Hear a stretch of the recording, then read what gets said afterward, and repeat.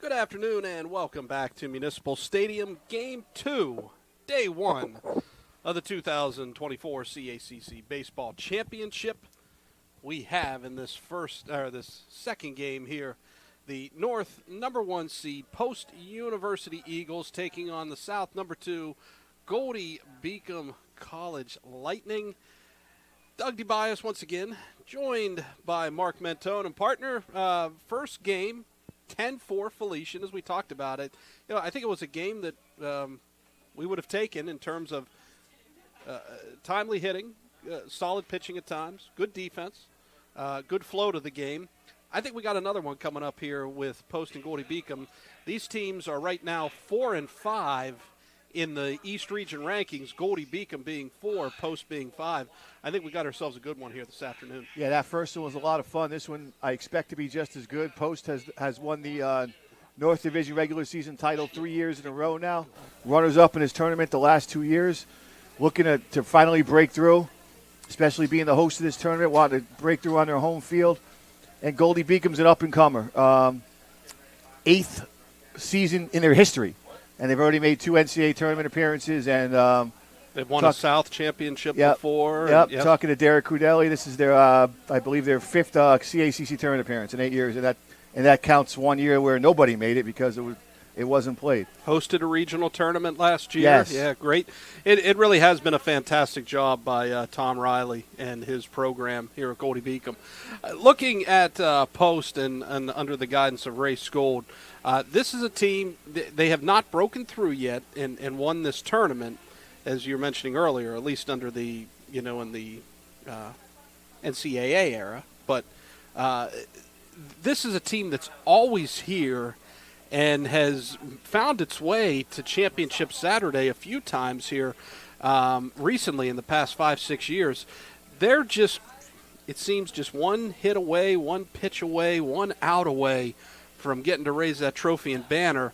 But despite that, this has really been a really good job done by Ray Skold with this program. Yep, school record, 8 all-conference players this year, deep pitching staff, some guys that can thump it, complete program, a complete team this year, and we're going to see what happens very shortly, and I'm looking forward to it.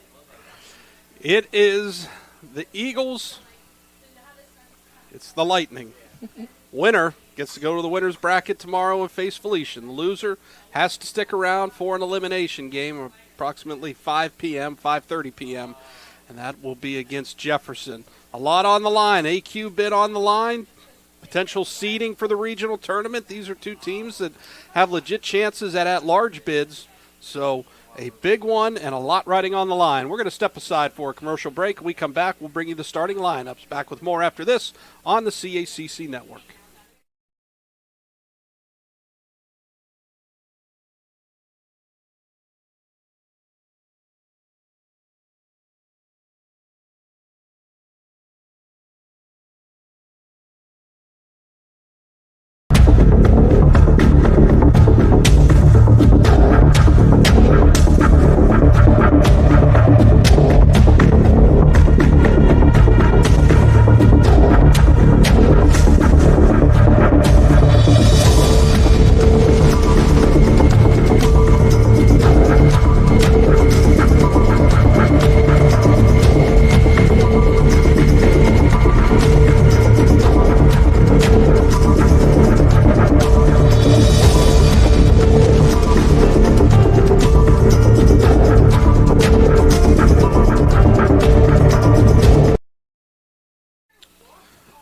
Welcome back to Municipal Stadium. Let's get you introduced with the starting lineups for today. First, for the Lightning, they will be leading off here in the top of the first inning. They are the road team for this game. They will be occupying the first base dugout. Leading off and playing in center field, Christian Petrillo. Batting second, playing at short, number 3, Braden Colemansberger, the CACC Player of the Year. Batting third and playing at third base, number 16, Darren Miller. Batting in the cleanup spot, doing the designated hitter duties here, number 55, Garrett Musey. Batting fifth, playing at first base, number 23, Kyle Walker. Batting sixth, playing in right field, the number 6, Anthony Charles. Batting 7th and playing in left field, number 28, Mitch Jolico. Batting 8th and playing at second base, number 34, Dante DiSabatino. And doing the catching and batting 9th, number 9, Adam McAvoy. Once again, Petrillo, Colemansberger, Miller, Musey, Walker, Charles, Jolico, DiSabatino, and McAvoy. For post, leading off and playing in right field, number 23, Michael Pavlicek.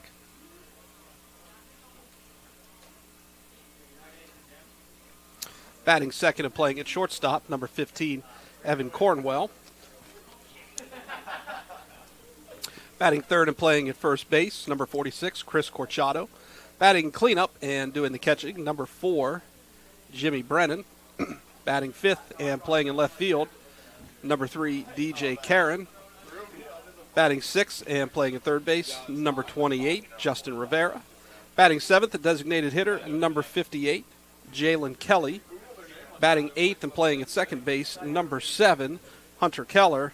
And batting ninth and playing in center field, number 2, Danny Gill. Once again, Pavlicek, Cornwell, Corchado, Brennan, Karen, Rivera, Kelly, Keller, and Gill.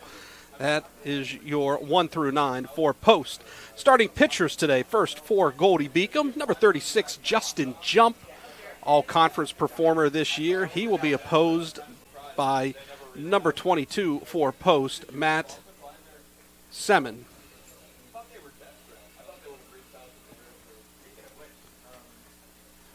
As we look at that lineup, partner, what jumps out to you here? So there's some really impressive names in both of these lineups. We got the Player of the Year in Braden Colemansberger.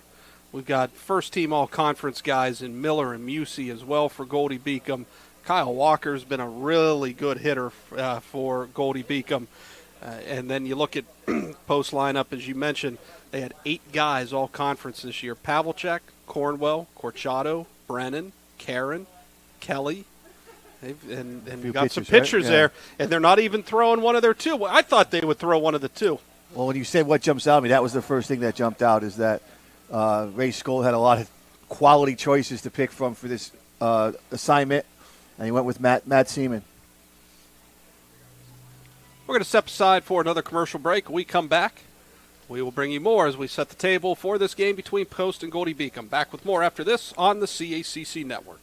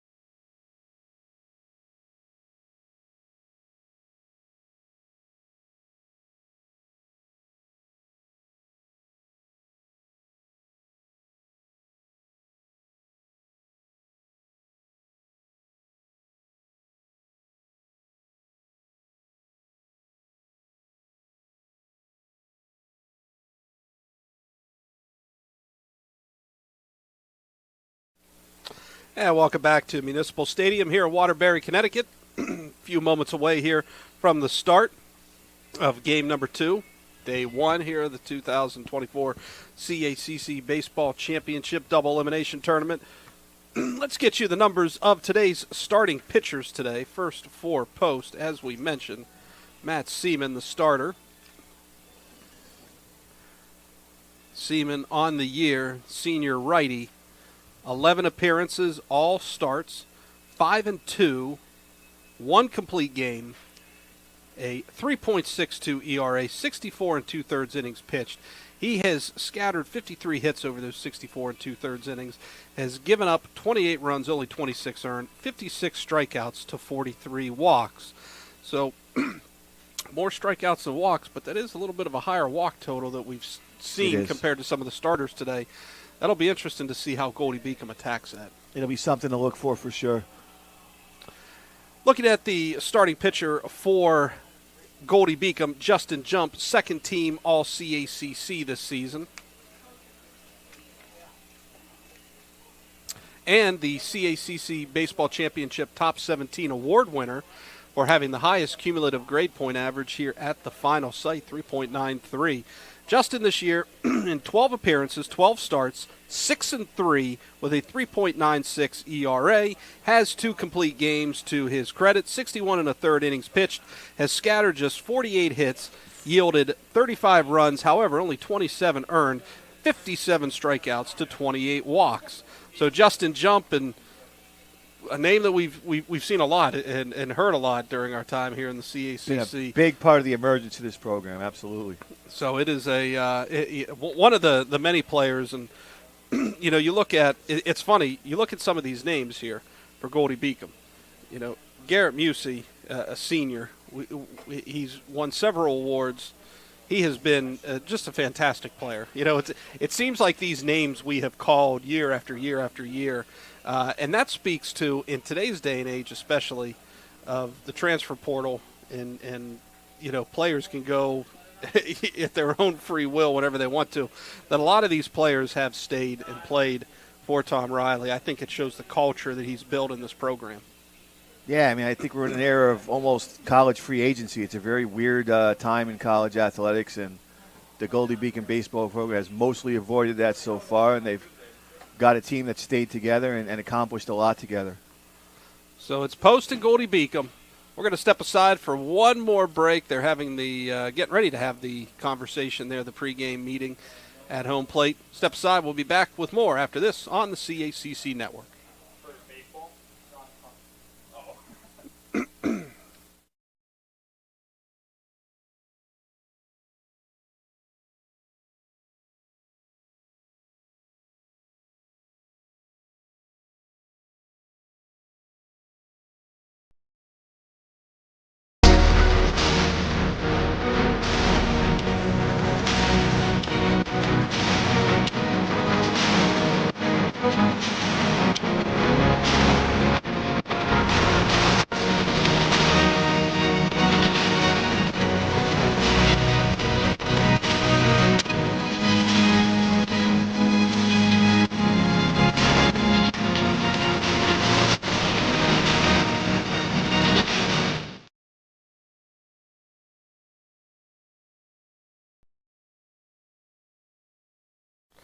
Welcome back to Municipal Stadium. Partner, we were talking a little bit earlier, and you even said a little bit of a surprise. You're seeing Matt Seaman start here today for Post. But it speaks to the pitching depth that Ray Skold has established here at Post. Here's some of the names that they can still go to. You've got 2 first-team All-CACC pitchers in Joe Christiana and Brennan Holligan. So we're going to see him at some point. Yeah.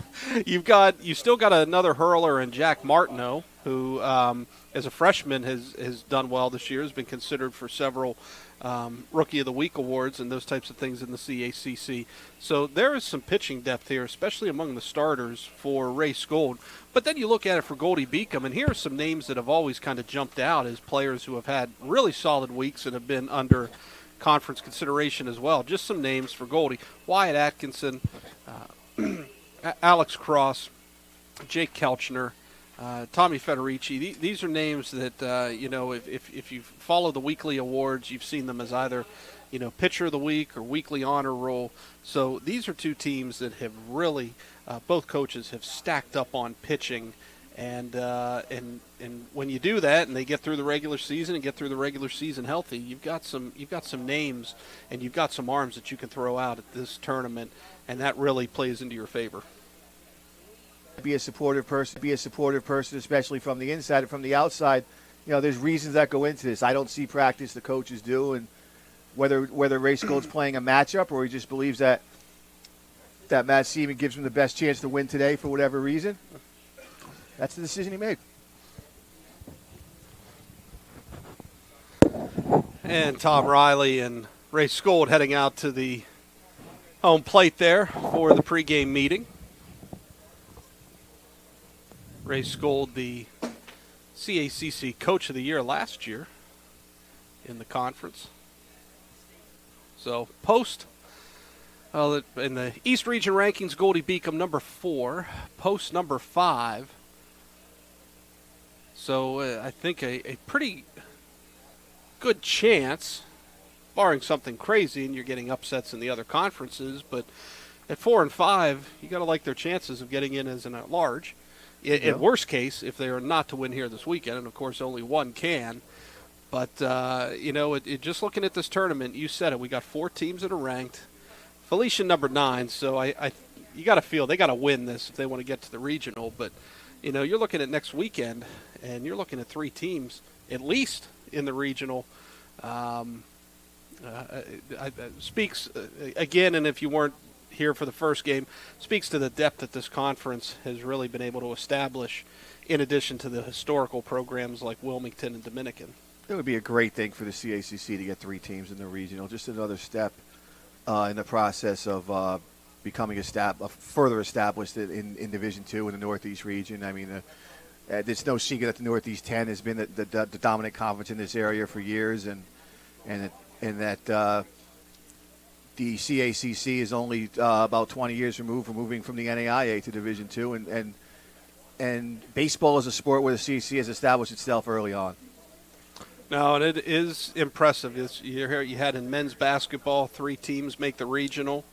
That had never happened before in a regular type season. Right. CACC had 4 back in 21, but that was a COVID year, and some schools played, some didn't. But this year I think really spoke volumes with 3 making it in.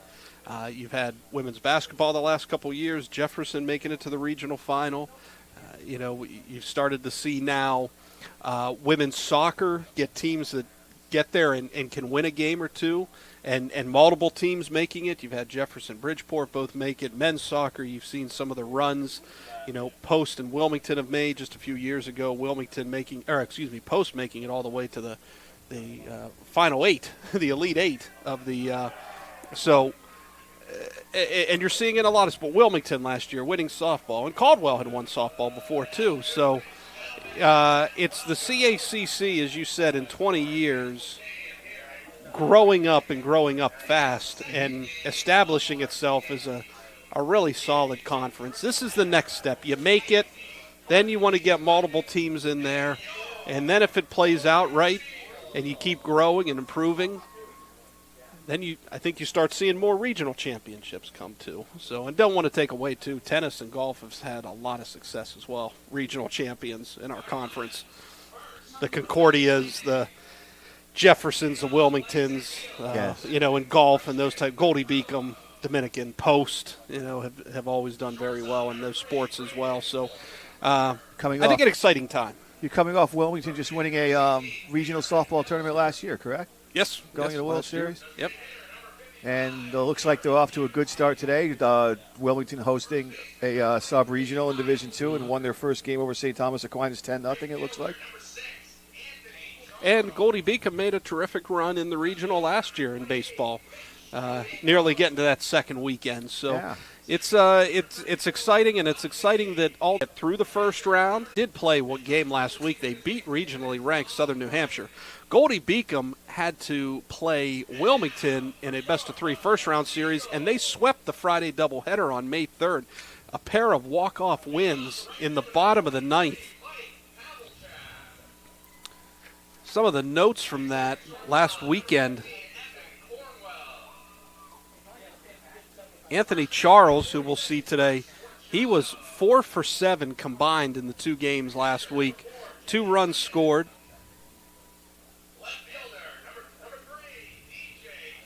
Mitch Jolico, 3 RBIs in the doubleheader.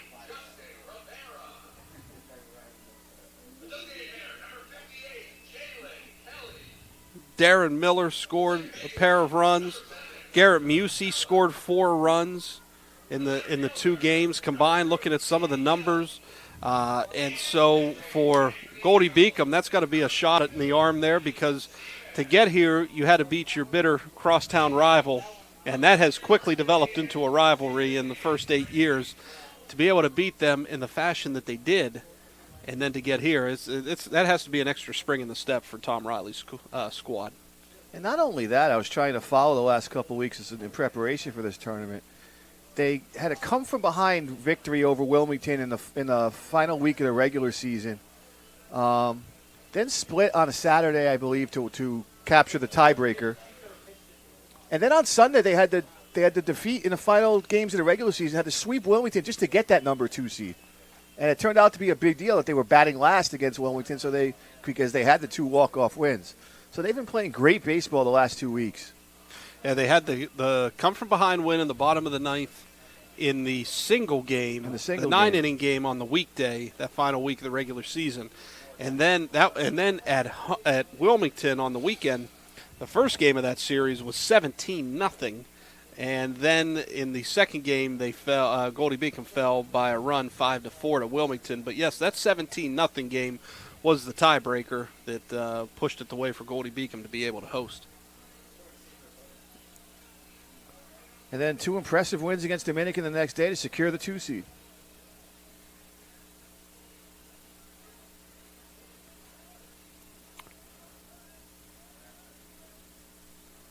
So Christian Petrillo leading off here in the top of the first for Goldey-Beacom. Petrillo, Colemansberger, and Miller due up here in the first. Glad to have you joining us here on the CACC Network, wherever you may be watching. We had a lot of people check in during the first game. How many do you think we get checking in here today? Some of our friends at Goldey? Probably they're going to check in with you. I don't have too many alumni from schools other than Felician in my phone, but I'm sure you'll hear from a lot of people. Maybe Derek Cardelli will check in? Yeah, maybe. He'll check in with you. All of our friends at Post are here because they're hosting the tournament, but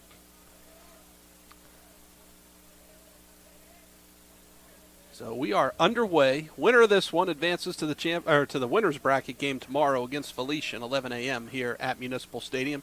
Loser has to stick around to play Jefferson in an elimination game.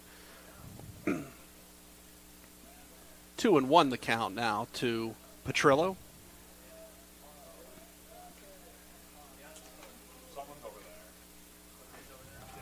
Pitch misses outside.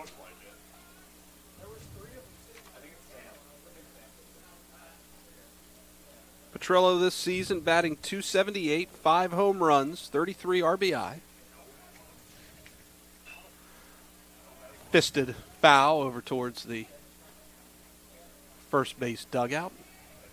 Manned by Goldey-Beacom.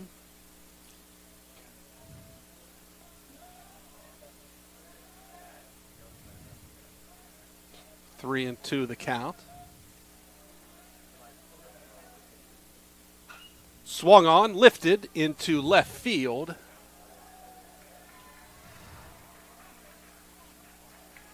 Karen under it for the out, 1 away, and that will bring the CACC Player of the Year, Braden Colemansberger, to the plate.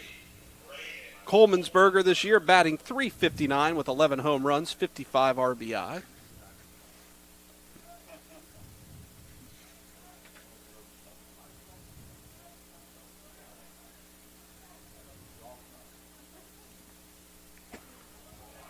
Healthy swing and a miss there by Colemansberger. Well, here's the thing, as we talked about, if Post can win today and you get into that winner's bracket, you've done it without having to use Christiana and Holligan.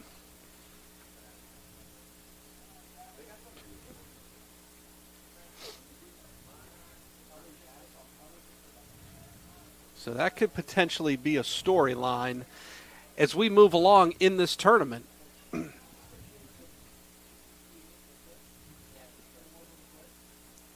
2-1 the count now on Colemansberger.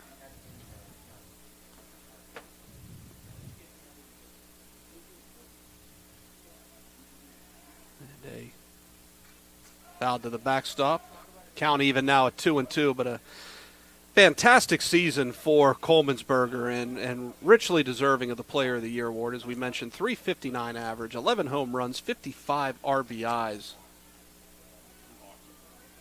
15 doubles, 2 triples, 46 runs scored. And Seaman gets the best of Colemansberger there with the strikeout.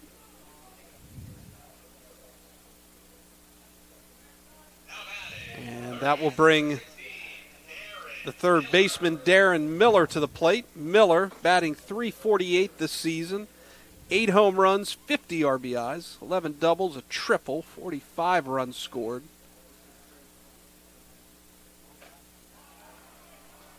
Swing and a miss there by Miller.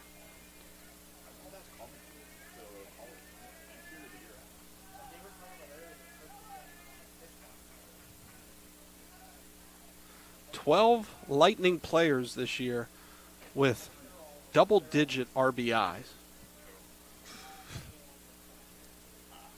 Some of the numbers: 29, 21, 55, 50, 35, 33, 37. And we'll see a lot of them today. Yeah, we talked about it during the last game. You're allowed to play 50 games in NCAA Division II, and in the Northeast team, because of weather and other factors, teams don't always get there. So a lot of teams end up in a low to mid-40s for games played. If you're driving in 35 to 40 runs in a college season at that point, you're doing a pretty good job. So the guys you talked about that have gotten to 50, that's extraordinary. And RBI are also a function of opportunity, so the guys are getting on base ahead of them. Yeah, these are two very well-balanced lineups for the Eagles and Lightning. 3-1 pitch on the way, swung on, popped up. That's going to get into right field. Pavlicek under it for the out. So 3 up, 3 down for the Lightning in the top of the first. We head to the bottom of the first. Going to step aside for a commercial break. Back with more after this on the CACC Network.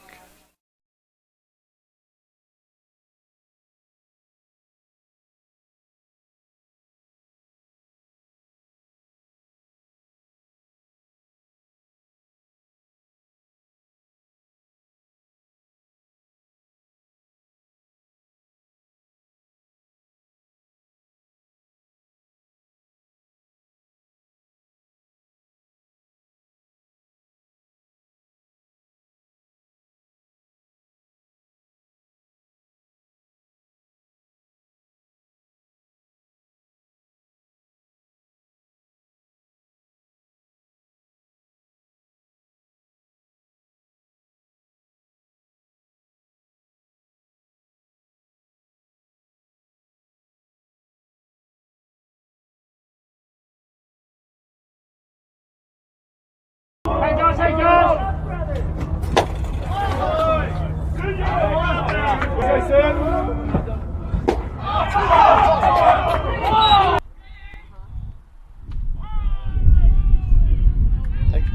That was a weird call. Yeah. We head to the bottom of the first. Pavlicek, Cornwell, and Corchado due up for the Eagles. 1, 2, 3 hitters for Ray Skold's bunch. On the mound, starting once again, Justin Jump for Goldey-Beacom. Jump this season.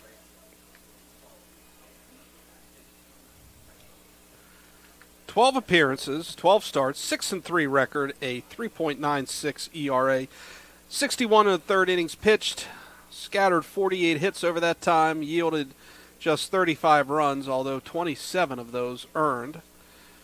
57 strikeouts, 28 walks for Jump, and as we mentioned, also the CACC Baseball Championship Top 17 award winner. That award goes to the student athlete who has the highest cumulative grade point average here at the final site, highest undergrad GPA, should mention, and at least 48 credits earned towards their college degree. Michael Pavlicek to lead off for Post here in the bottom of the first. Pavlicek this season batting .353, no home runs, but has knocked in 26 runs, 9 doubles, and scored 38 runs. Has also drawn 35 walks this year. There's just 24 strikeouts. Catcher just good went back table to the setter. Catcher just went back to the dugout. I'm not sure what's going on.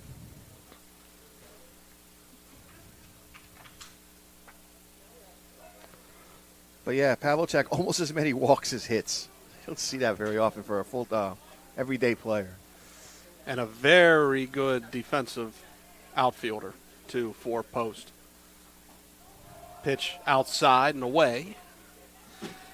1-0 the count to Pavlicek.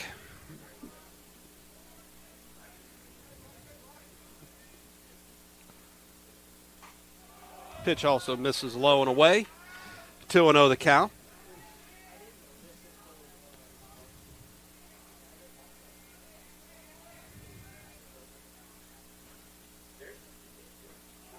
Pitch also outside. 3-0. Goldey-Beacom. And as we mentioned, the terrific job that Tom Riley has done. It was in year 2 as a varsity program. That pitch over for a called strike, 3-1. It was in year 2 that they made the CACC playoffs. Lost in the first round, but in just their second season. And mind you, this is before the transfer portal and all those types of things. This is back in, 7-8 years ago. To make the playoffs in year 2 was a fantastic accomplishment and really set the table for things to come. Count full to Pavlicek. That one catches the inside corner for a called third strike. Nice comeback. 3-0 count through 3 strikes. That'll bring Evan Corwell to the plate. Just like Pavlicek, an all-CACC performer, the Eagle shortstop batting .321 this year, 1 home run, 24 RBIs, 9 doubles, 32 runs scored. First pitch a ball to Cornwell. That was a pretty impressive battle back after throwing 3 straight balls to fall behind to go 3 straight strikes. That one in on the hands, fouled back to the backstop. Count even at 1-1. Especially because you had talked about how adept Pavlicek is at getting on base. On base of .472 for the season.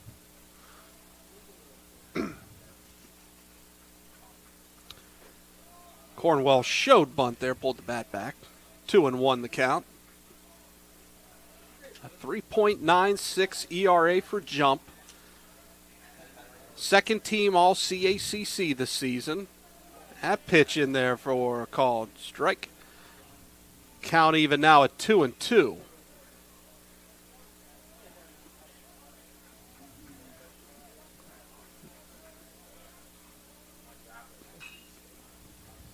That one lifted.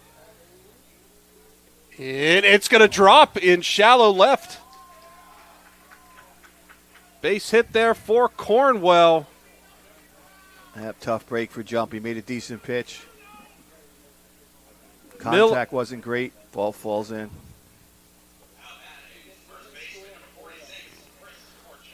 Miller and Jolico.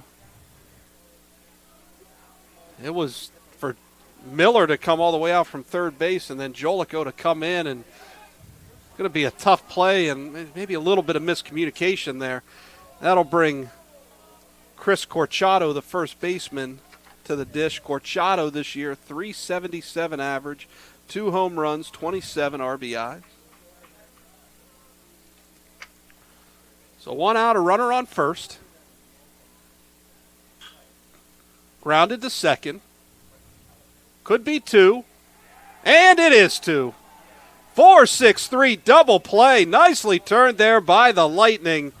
And that ends the post threat here in the bottom of the first. We head to the top of the second. We're scoreless. Back with more after this on the CACC Network.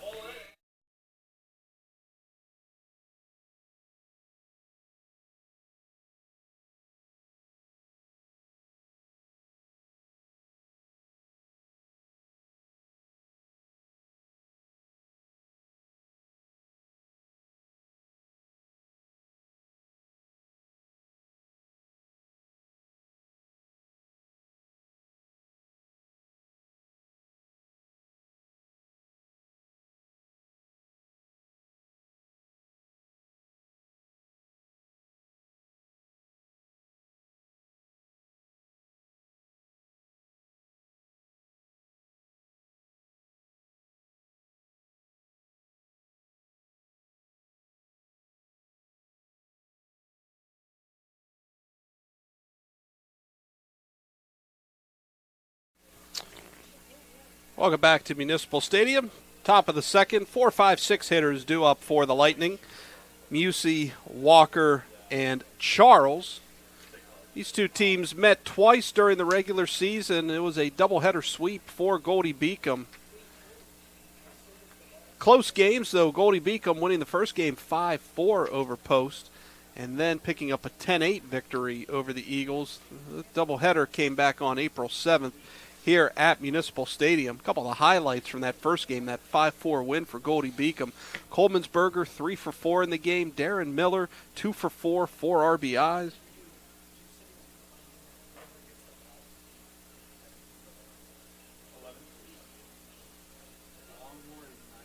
Justin Jump started that game, pitched a complete game. It was a 7-inning game, complete game. 6 strikeouts, only 1 walk, 4 runs and 7 hits over 7 innings, only 3 earned.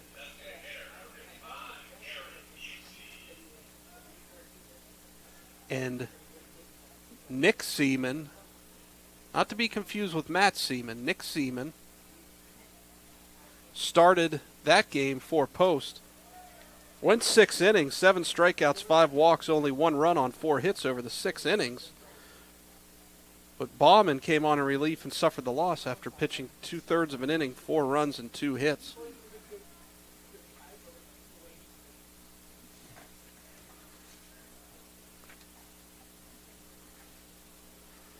Musey leading off here in the top of the second for Goldey-Beacom this year. 384 average, 10 home runs, 35 RBI, 11 doubles, 2 triples, 37 runs scored. First team all CACC as a DH this year. He has been a thumper in this lineup for a long time for Tom Riley, several years. Pitch catches the outside corner. Outer half of the plate there. Count even at 2-2.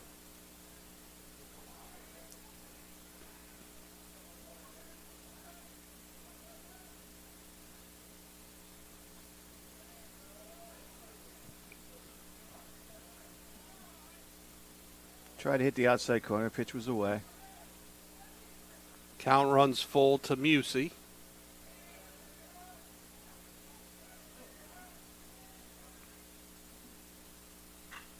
Swung on. Lifted into shallow left.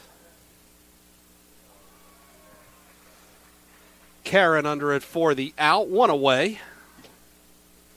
Seaman got in on Musey's hands. Caused the ball not to travel.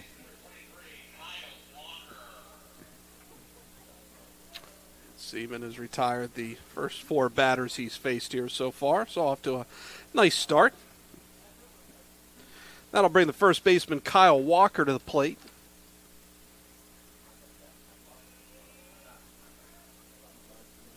Walker this season batting .313, 3 home runs, 37 RBI. Seaman doing a great job moving the ball around, spotting his fastball.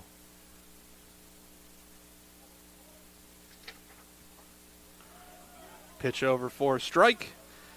And Seaman quickly gets ahead 0-2 to the Lightning first baseman. Looked like maybe a slider there.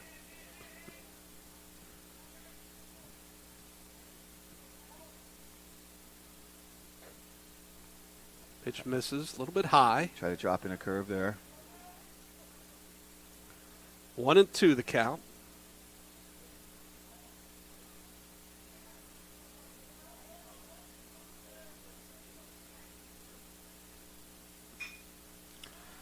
That one line, though, right into right.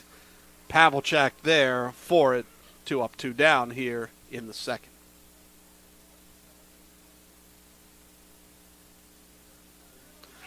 And that'll bring the right fielder, Anthony Charles, to the plate. Charles this season batting .362, 6 home runs, 29 RBI, 45 runs scored.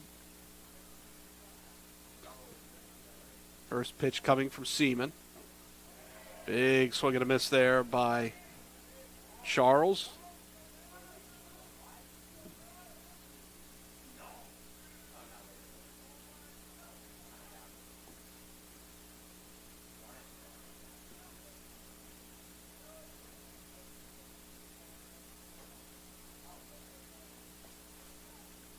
Pitch misses. Count even at 1-1 on Charles. A little bit past 2:30 on the East Coast. Game 2 of 3 today. That pitch misses. 2-1 the count.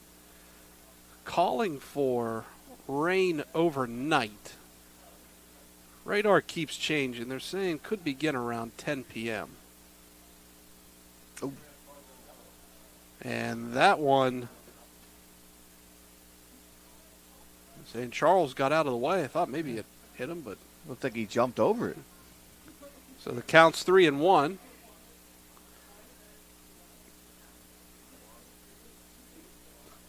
Hoping to be gone from the facility tonight before 10 p.m.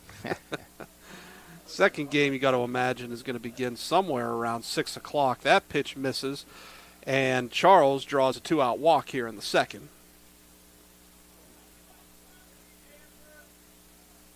And then tomorrow's forecast keeps changing. They've talked about maybe the occasional shower. Some have shown all-day rain, so wait 15 minutes, we'll give you a different forecast. Exactly. And that brings the left fielder, Mitch Jolicow, to the plate, batting .368 this year, 2 home runs, 21 RBIs. That pitch gets away from Brennan, and that will allow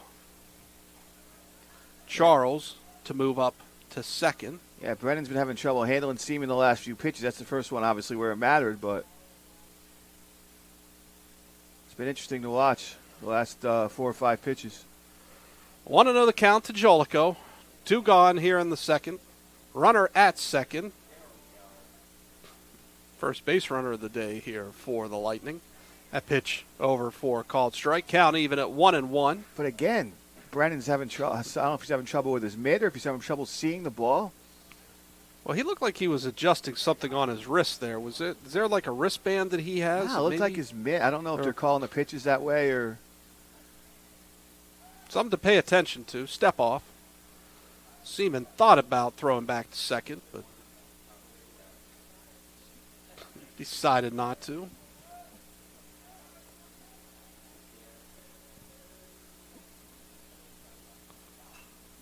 Fouled off to the first base grandstand.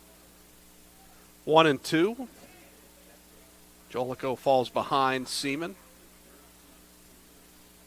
2 outs, runner at second, top of the second. No score here between the Lightning and the Eagles. Goldey-Beacom 4th in the latest NCAA Division II East Region rankings. Throw down to third. And Charles is safe. Stolen base. looked like he picked a good pitch to run on. And the count now 2-2 to Jolicow. Obviously a more difficult throw with the right-handed hitter. So, as we mentioned, Goldey-Beacom 4th in the latest NCAA East Region rankings, post 5th. That one fouled over the first base dugout. But how about that? We talked about in the first game. You find a way to get on base, you draw the walk, able to move up on the wild pitch, and then steal third. And now you got a potential get the opening run just 90 feet away. That pitch misses low. Count runs full on Jolicow. 2 outs here in the second. A runner at third for the Lightning. That is Charles. Drew a 2-out walk earlier in the frame. And Jolicow draws a 2-out walk, and that puts runners at the corners for DiSabatino. In fact, you have the live stats in front of you. Is that a wild pitch or a pass ball that allowed Charles to move up to second? It was scored a pass ball, and I happen to agree with it. Yeah, I wanted to make sure there on that one. I know I had said wild pitch initially, but I wanted to. A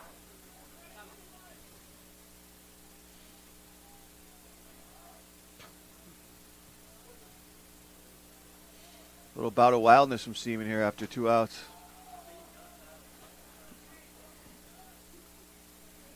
DiSabatino this year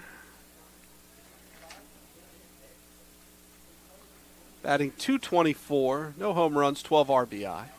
2 outs, 1-0 count to DiSabatino. Runners at the corners for the Lightning.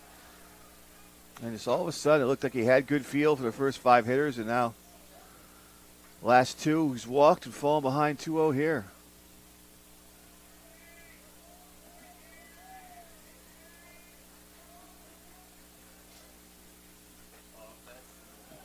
Missed there.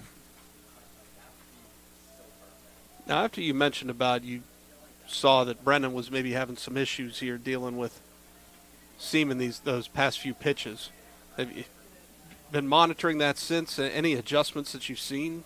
Not really. I mean, there could be a tendency to call different pitches that are easier to handle, but a lot of the catchers don't call the game anymore, including it looks like Brennan's even looking in the dugout. So, I mean, he's done a better job, but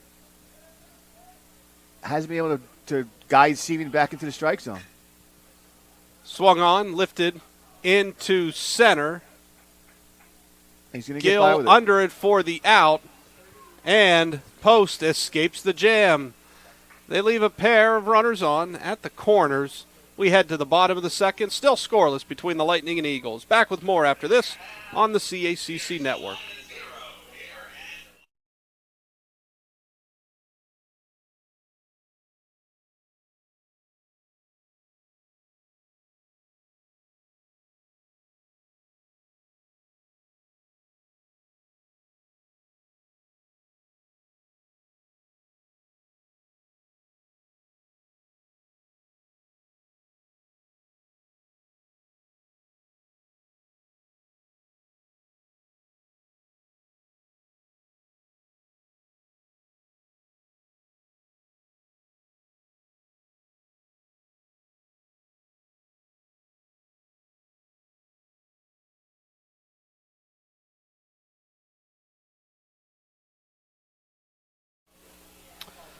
Welcome back to Municipal Stadium in Waterbury, Connecticut. Game 2, Day 1 of the 2024 CACC Baseball Championship Double Elimination Tournament. It's Goldey-Beacom, it's Post. Winner gets to take the rest of the day off and will face Felician tomorrow at 11 a.m. here at Municipal Stadium in the winner's bracket. Loser has to stick around and play the next game against Jefferson in an elimination game. 4, 5, 6 hitters due up for Post here in the bottom of the second. That includes Brennan, Karen, and Rivera.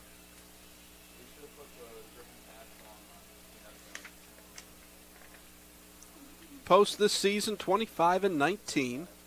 North Division regular season champs.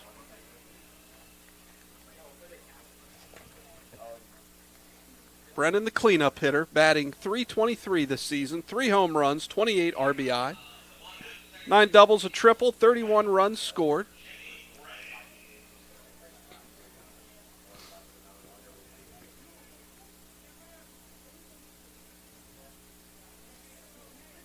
First pitch coming from jump. Outside. 1-0 the count.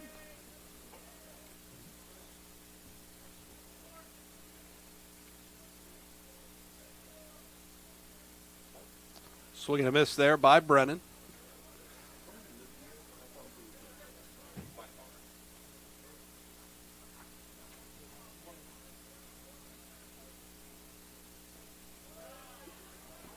Pitch over for a called strike. 1-2 the count now to Brennan. What a 3 years this young man has put together. It has been pretty special. There is no doubt about it. In on the hands.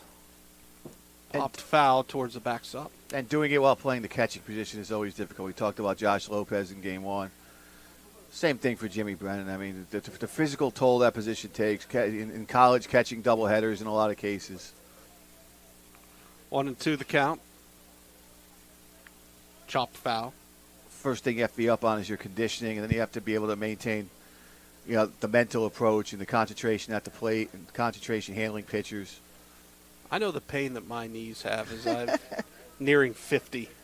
I can't imagine trying to squat do it as many times as the catchers do in college. And then the ones that can still put together good offensive performances on top of it, deserve our respect. No question.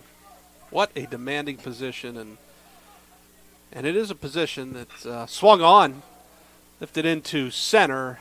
Petrillo, though, under it for the out. And I was going to say, as you said, you almost give some extra special attention to the catchers that can hit as well. But it is a position that even if you can't really swing the bat, you have so much of an impact in other ways on how you work with the pitchers and pitch framing and all those types of things. It really is one of the more, I'd say, the more fascinating positions in sports, really, with all the, as you said, mental, physical aspects of it.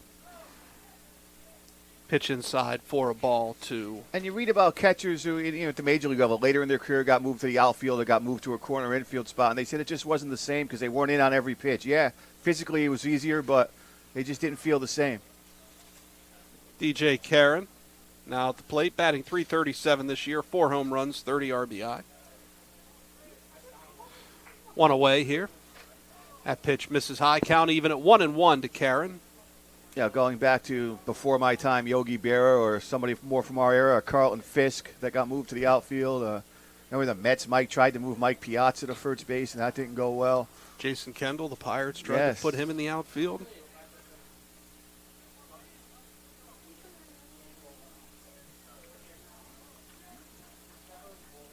Who else are we missing? I feel there's even a few today that teams have tried to. It just gets to a point where catchers feel like they're catchers. Yeah. Jim Leyritz was a catcher that played other positions. Mm-hmm. First base, I want to say. And a little bit of third, yeah. He did it with left field, something. Mm-hmm. He was a utility guy that could catch. He did it all. Swing and a miss there. Karen strikes out. 2 away. I'm correct. I'm going to go, as I said earlier, I'm a Rays fan. Wasn't Kevin Cash? Didn't he play some other position? He may have, yeah. I want to say he may have played a little bit at third. I'd have to go back and look. But I bet if you talk to most of them, they don't like it. Oh, I agree. As you said, because as a catcher, you're dialed into every pitch. You can't take a break. And they enjoy that aspect of it. Because if you're an outfielder, sometimes you may get lost looking in the stands. Taking practice swings. Yeah. No. Swung on. That's lifted into right. Charles under it for the out, and that is a 1-2-3 inning for Jump. So a nice 2 innings in a row there for Jump. As we talked about, Seaman had the quick 1-2-3 first and then hit some trouble in the second. I was going to be interested to see could Jump build off of it, because we talked about it in the first game. Could we find one of the starters? Could they settle in? And they had some at-bats where they, against some hitters where they looked good, but then sometimes they struggled. So it'll be interesting to see here as can Jump build off of that moving forward. And like I said, a lot of times the hitters that have a lot to do with that, they don't let you get in that groove. They put tough at-bats on you, and they make you work every single plate appearance. So the 9, 1, and 2 hitters will be due up for Goldey-Beacom here in the top of the third. Reminder, fans, you can follow all things CACC Baseball Championship through the CACC Baseball Championship Central. Go to caccathletics.org and go to the baseball page. Click on the Championship Central link in the Pages navigation bar. You'll find everything, links to all the games. Find the link to the online store. You can purchase apparel for the CACC Baseball Championship. Find stats, rosters, so much more. Go there today. Visit caccathletics.org for the CACC Baseball Championship Central. CACC online store powered by Athletic Solutions. McAvoy to lead off for Goldie here in the third, the catcher. McAvoy this season batting .229, 1 home run, 9 RBI, 15 runs scored.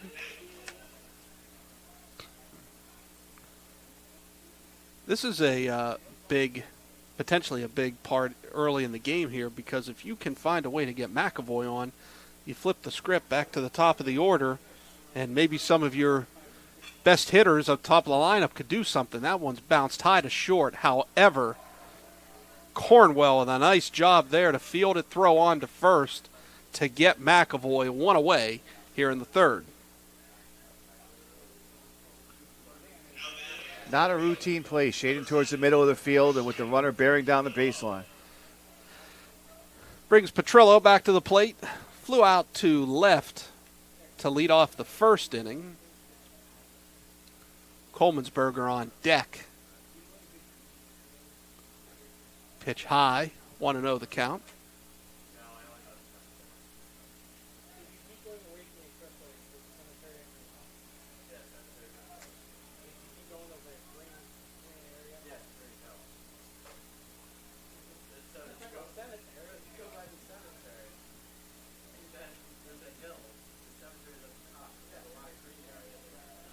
Two and 0 the count to Petrillo. Was that a first pitch that Yes. McAvoy swung at? Yep. Okay. That's got to be big there if you're Seaman. You got out of control a little bit in that second inning, but you come right back. One pitch, you get an out. Got to settle you a little bit too. Well, let's see what happens. We thought he was settled, and then he walked two guys in a row and fell behind 3-1, induced a fly out, but it falls behind 3-1 here to Petrillo. I'm just having trouble believing anybody's settling in right now.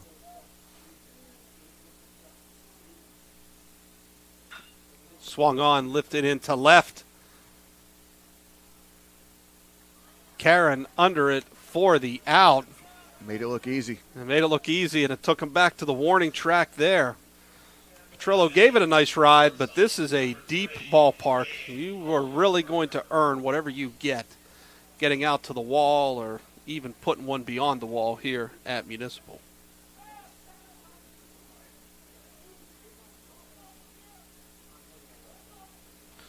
That'll bring Coleman'sberger to the plate. Coleman'sberger struck out swinging back in the first inning. Big swing and a miss there. 0-1 the count. Coleman'sberger, the player of the year, drove in 55 runs coming into this weekend, 11 home runs. That one skied, but it's going to go just beyond the infield dirt there. Keller under it for the out, and a quick 1-2-3 inning for Seaman here in the third. Nice bounce back for him. We head to the bottom of the third. Back with more after this on the CACC Network.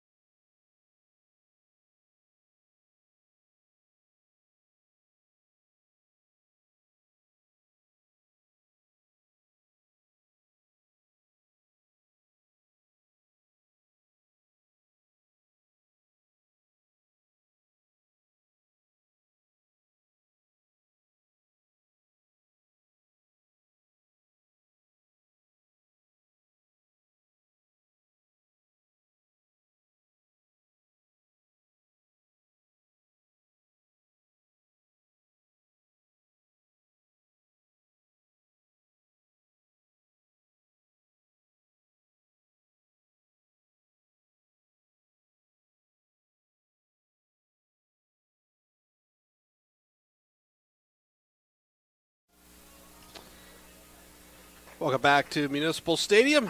Head to the bottom of the third. 7, 8, 9 hitters due up for the Eagles, including Kelly, Keller, and Gill.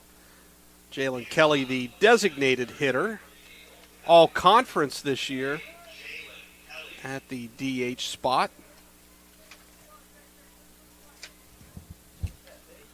Kelly this season batting .320, 3 home runs, 17 RBI.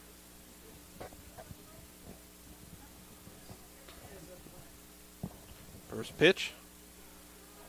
Over for a called strike.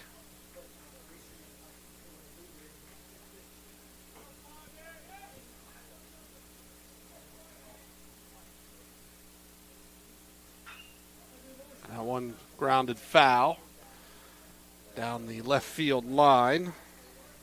So Jump quickly gets ahead 0-2 on Kelly. Keller, the second baseman, on deck. Gill, the center fielder, in the hole. Softly deposited there into center for a base hit for Kelly. Second hit of the afternoon here for the Eagles. That'll bring Keller to the plate. Hunter Keller this season, .217 average, no home runs, 10 RBI, 19 runs scored. See how the Eagles choose to play with the 8-hitter up. Leadoff man on, whether they try to move the runner. Doesn't show bunt. Grounded to short. Could it be two? Safe! Ho-ho! Nice throw over from second, however. Nice job by Keller to get down the line. Did as much as they could do on a ball that wasn't hit that hard.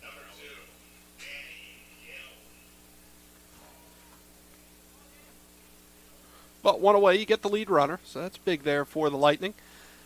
And that will bring the center fielder Danny Gill to the plate. Gill this year batting .189, a home run, 8 RBI, 19 runs scored. One gone here in the third. Swing, gets away. McAvoy's throw down. However, Keller able to move up to second. It's a big play. The ball didn't get that far away. And McAvoy just having trouble locating it. That pitch was in there for a strike. So 0-1 the count, but that's always a frustrating one when you're looking for it and the ball's only about, 2 or 3 feet from you, not over towards the backstop. Yeah. And great recognition by Keller.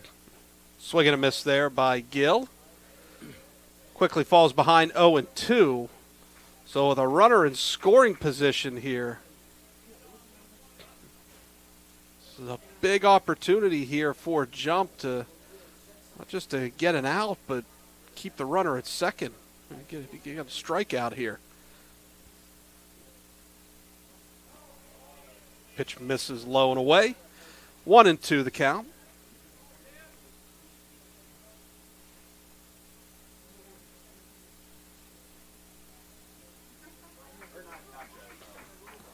Wherever you may be joining us, we hope you're having a great day. Glad to have you joining us here. Hope you're enjoying the game so far. Pitch also misses away and in the dirt. 2-2 the count.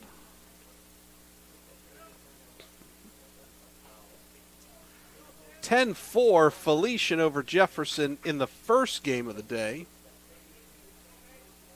Jefferson's going to have to stick around and play the elimination game against the loser of this one.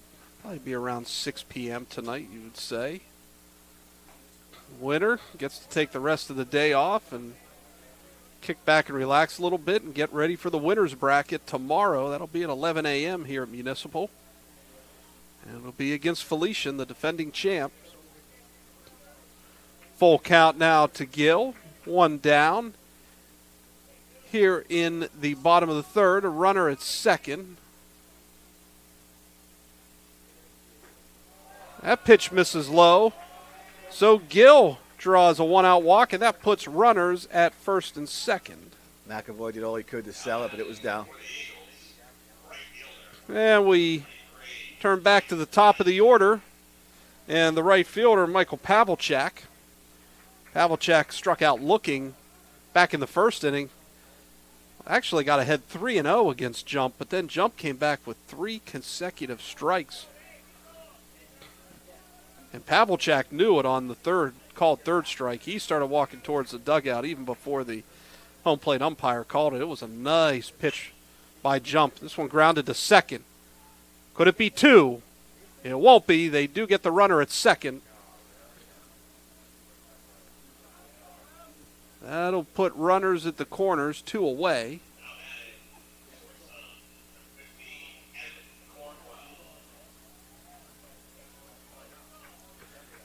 And that'll bring the shortstop, Evan Cornwell, to the plate. Singled back in the first inning, but then was thrown out at second on the 4-6-3 double play that Chris Corchado hit into one batter later.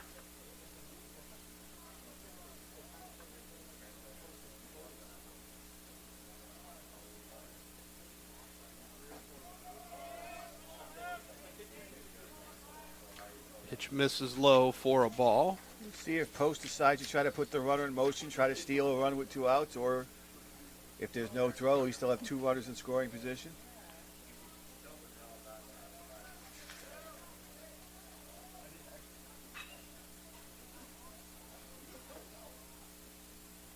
Had good sound. Is it wave foul? That one, yes.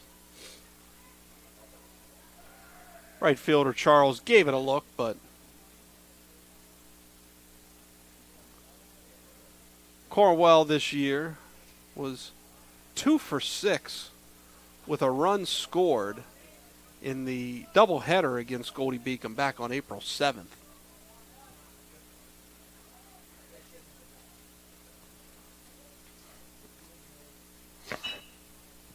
Grounded to second.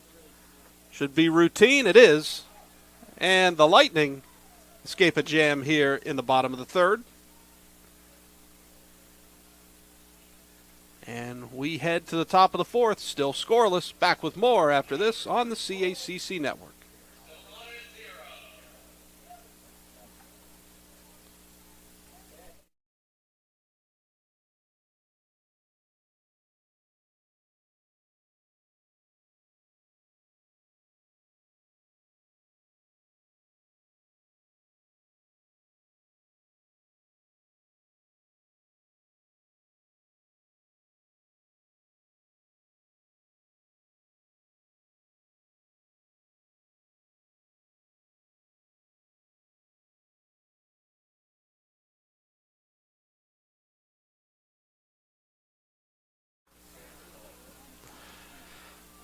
We head to the top of the fourth, scoreless between Goldey-Beacom and Post. Heart of the order due up for the Lightning here in the fourth, the 3-4-5 hitters, Miller, Musey, and Walker.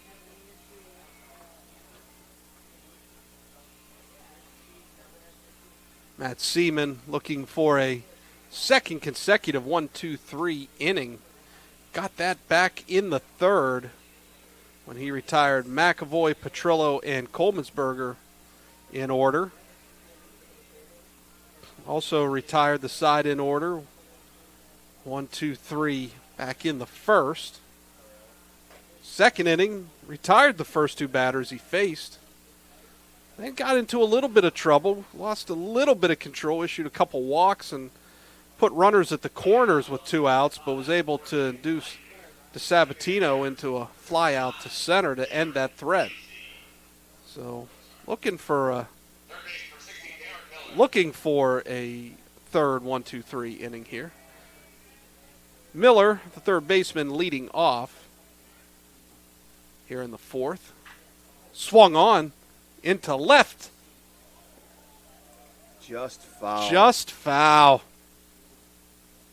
I had to crane my neck a little bit to look out the other window. I thought maybe it dropped in fair for a second, but Miller flew out to right to end the first. That's where your 3-umpire system came in handy right there.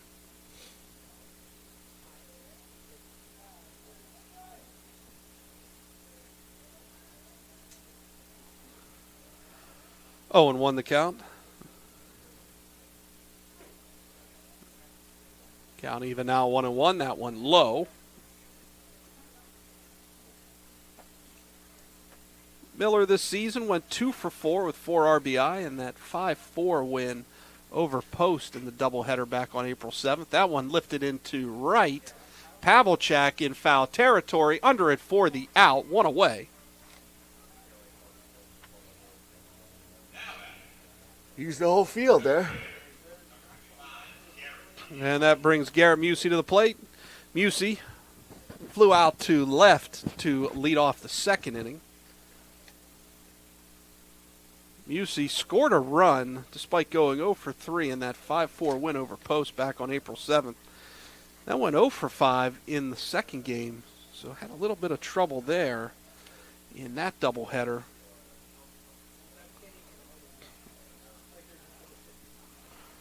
Pitch misses. 1-0 the count.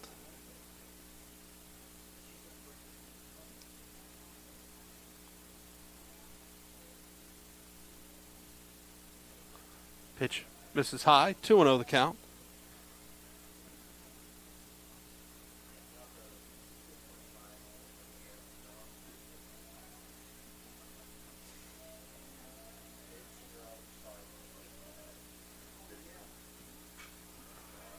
One lifted foul over the first base grandstand.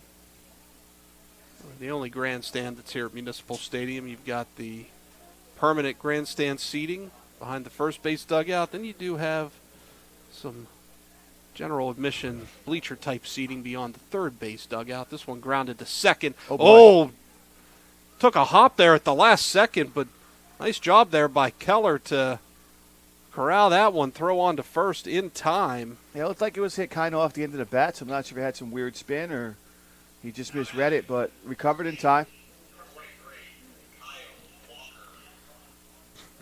And that will bring the first baseman Kyle Walker to the plate.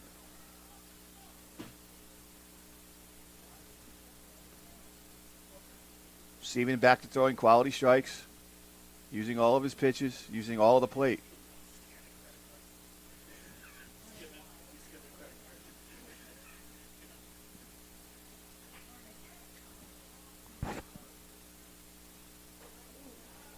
Walker. And just as I say that, ball hits the batter on the arm, it looks like. Didn't get much of him, but got enough. Flew out to right, I was about to mention, right before he got hit there in his previous at bat. But gets on base with 2 out here in the 4th. That'll bring Charles to the plate. Charles drew a 2-out walk back in the 2nd inning. Advanced to second on a pass ball and then stole third. Just couldn't get pushed in by the guys behind him. Takes a first pitch strike from Seaman.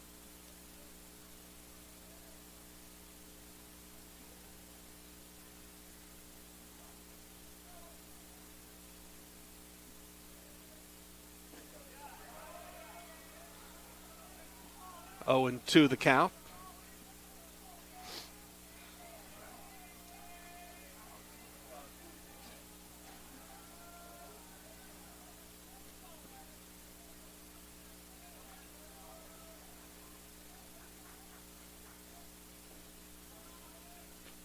Misses low and in. 1-2 the count. Check the approach coming in, still ahead in the count. The right-handed pitcher to the left-handed hitter. Does he challenge? Try to fool him off speed. Does he go away? Grounded to first. Corchado knocks that down. He cannot get to the bag. Charles busting it down the line. Great effort there. That puts runners at first and second.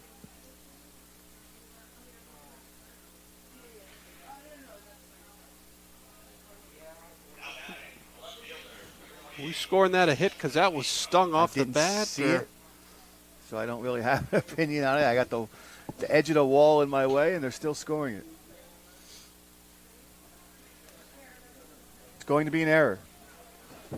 Okay, so he's going to reach on the E3. It was stung pretty well, but want to know the count to sounds like it was Jolico. A play a college player should be expected to make, and the scorer agreed. Drew a walk back in the 2nd.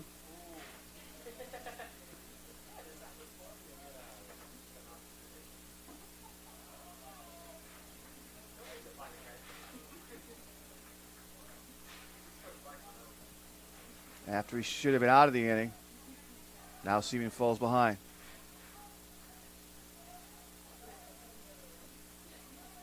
Put himself in a dangerous position.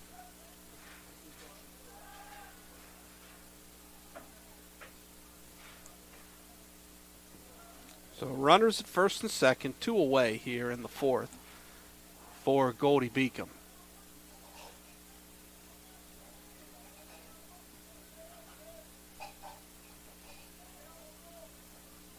Pitch in there for a strike and a Piece of dirt there flew up in the eye of the home plate umpire.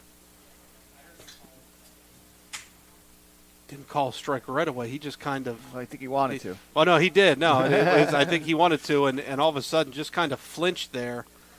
You could tell he was in some sort of distress. And 2-1 the count. Interesting, on the 2-1, he went to the breaking ball. Decided that was the pitch he could best throw for a strike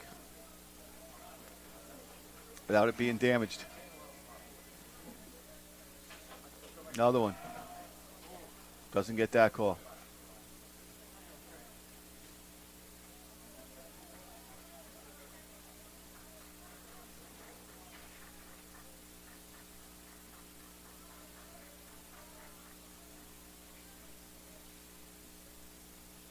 Goes to the fastball, gets that call on the outer edge. So that'll release the runners. So the count runs full on Jolico.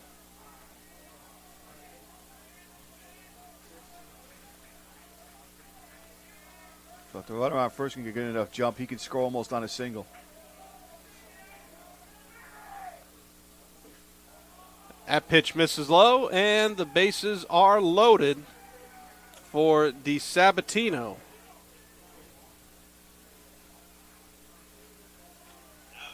Two outs here in the fourth. Little frustration showing from Seaman there. Bad body language. Now he's calling the catcher out. DiSabatino flew out to center back in the second inning to end the threat for Goldey-Beacom. Back in that inning, they had runners at first and third. Couldn't push anything across. Now he's got bases loaded here. Wrong one. Oh, my bad. He pointed to the correct dugout. Ringing up that trip to the mound, which they count now when the catcher goes out. DiSabatino 1 for 2 with 2 runs scored in the 10-8 win over Post in that second game back on April 7th. So bases loaded. Nowhere to put them. 2 outs, though. He misses in. Kind of the team aspect of the game. The error extends the inning. Pitcher issues a walk, and now the team's in trouble.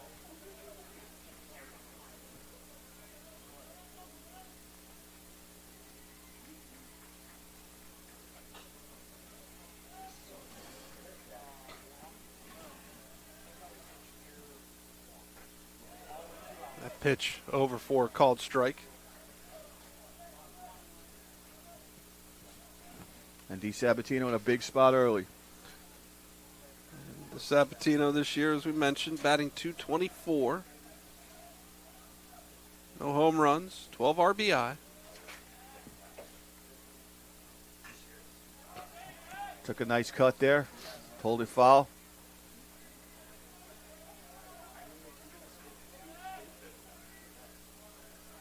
So now the runners on base are taught to read the swing with 2 strikes. Try to get a couple extra steps.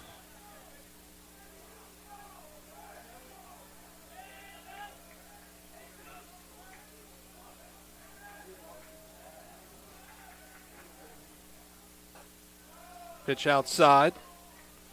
Faked throw down to third.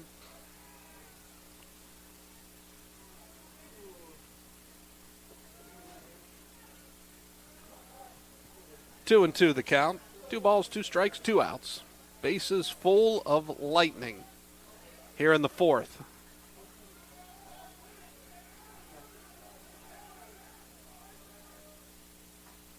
This. And the count runs full now to Dante DiSabatino. Interesting situation now with all the runners will be moving. And if you're the runner on third base, especially with the left-handed hitter, you want to make sure you're not running straight into him. Want to get off in foul territory. As you see the runner get deep almost in the coaching box.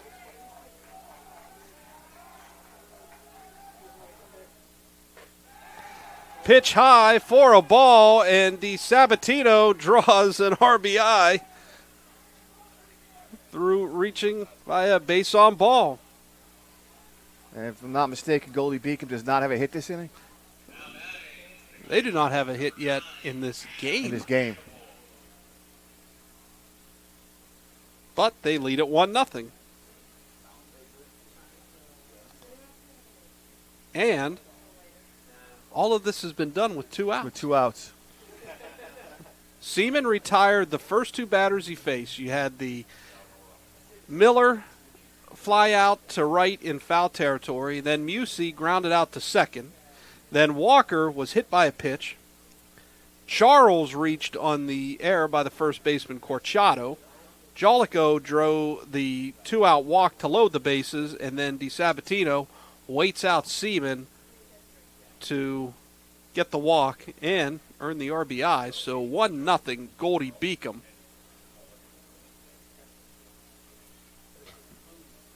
And Ray Skold out to talk with his pitcher.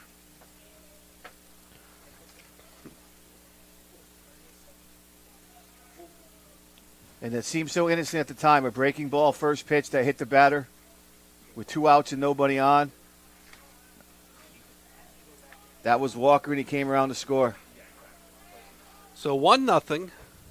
Pitch not unlike that.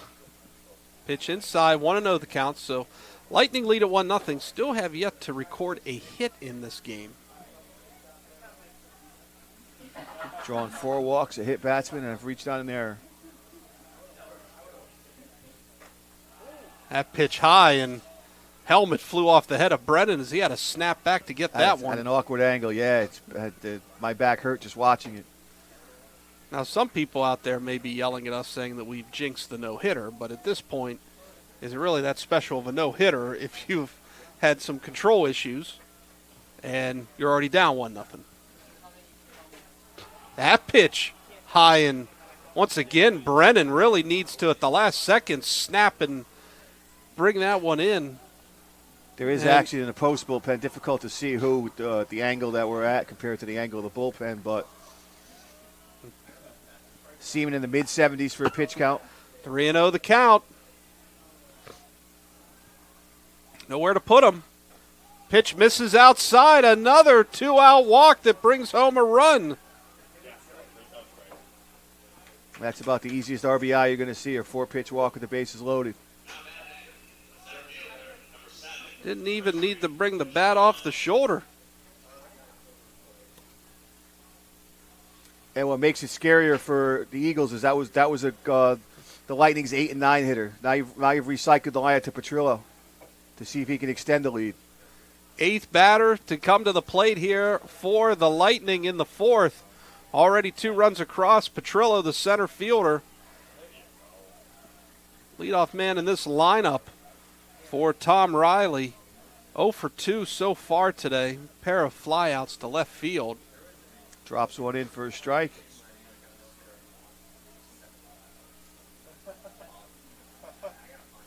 That one hits him. Another run comes in.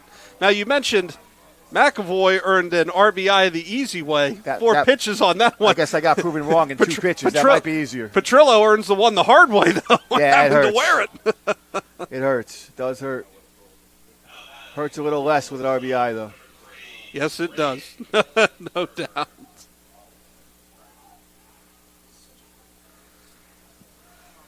So you've got DiSabatino at third, McAvoy at second, Petrillo at first, Coleman'sberger, the CACC Player of the Year, at the plate. 2 outs. See how he chooses to attack it. Well, 3 runs across already for the Lightning, and again, they still have yet to record a hit in this ball game. Sorry to interrupt you there, Doug. I was curious to see how Coleman'sberger would approach the at-bat, but Seaman missed wide, so we'll really never know.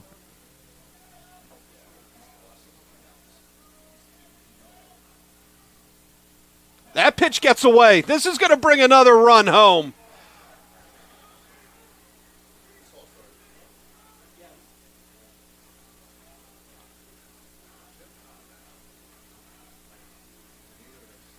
For nothing.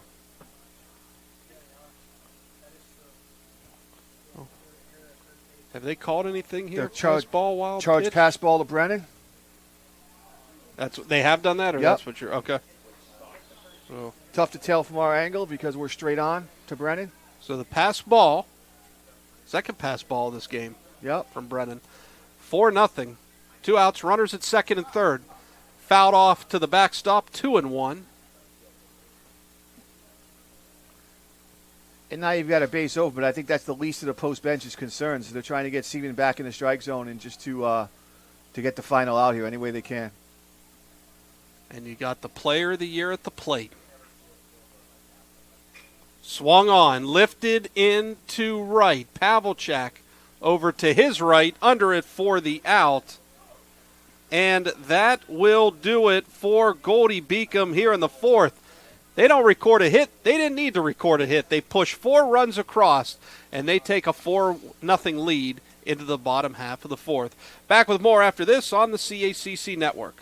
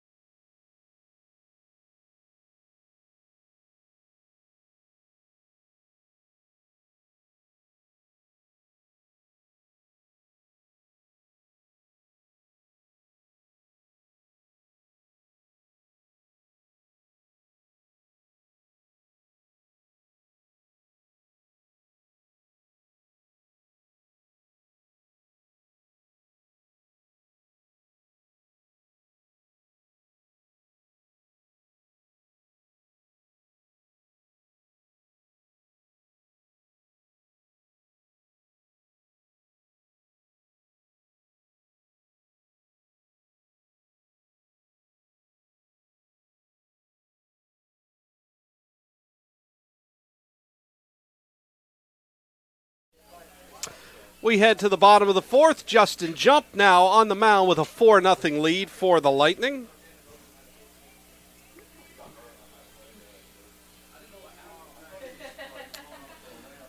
Heart of the order due up for the Eagles here in the fourth. The 3-4-5 hitters, Corchado, Brennan, and Karen.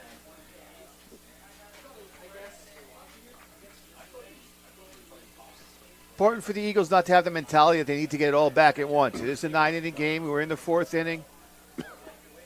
Mentality can't change. Can't hit that. Try to hit that 5-run home run. Have to take small chunks.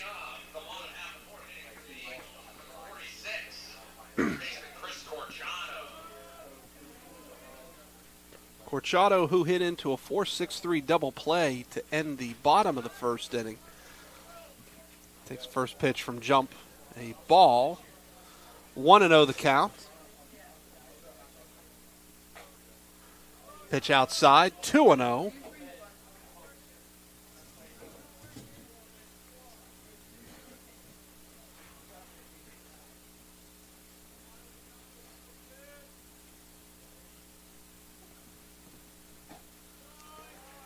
That pitch misses.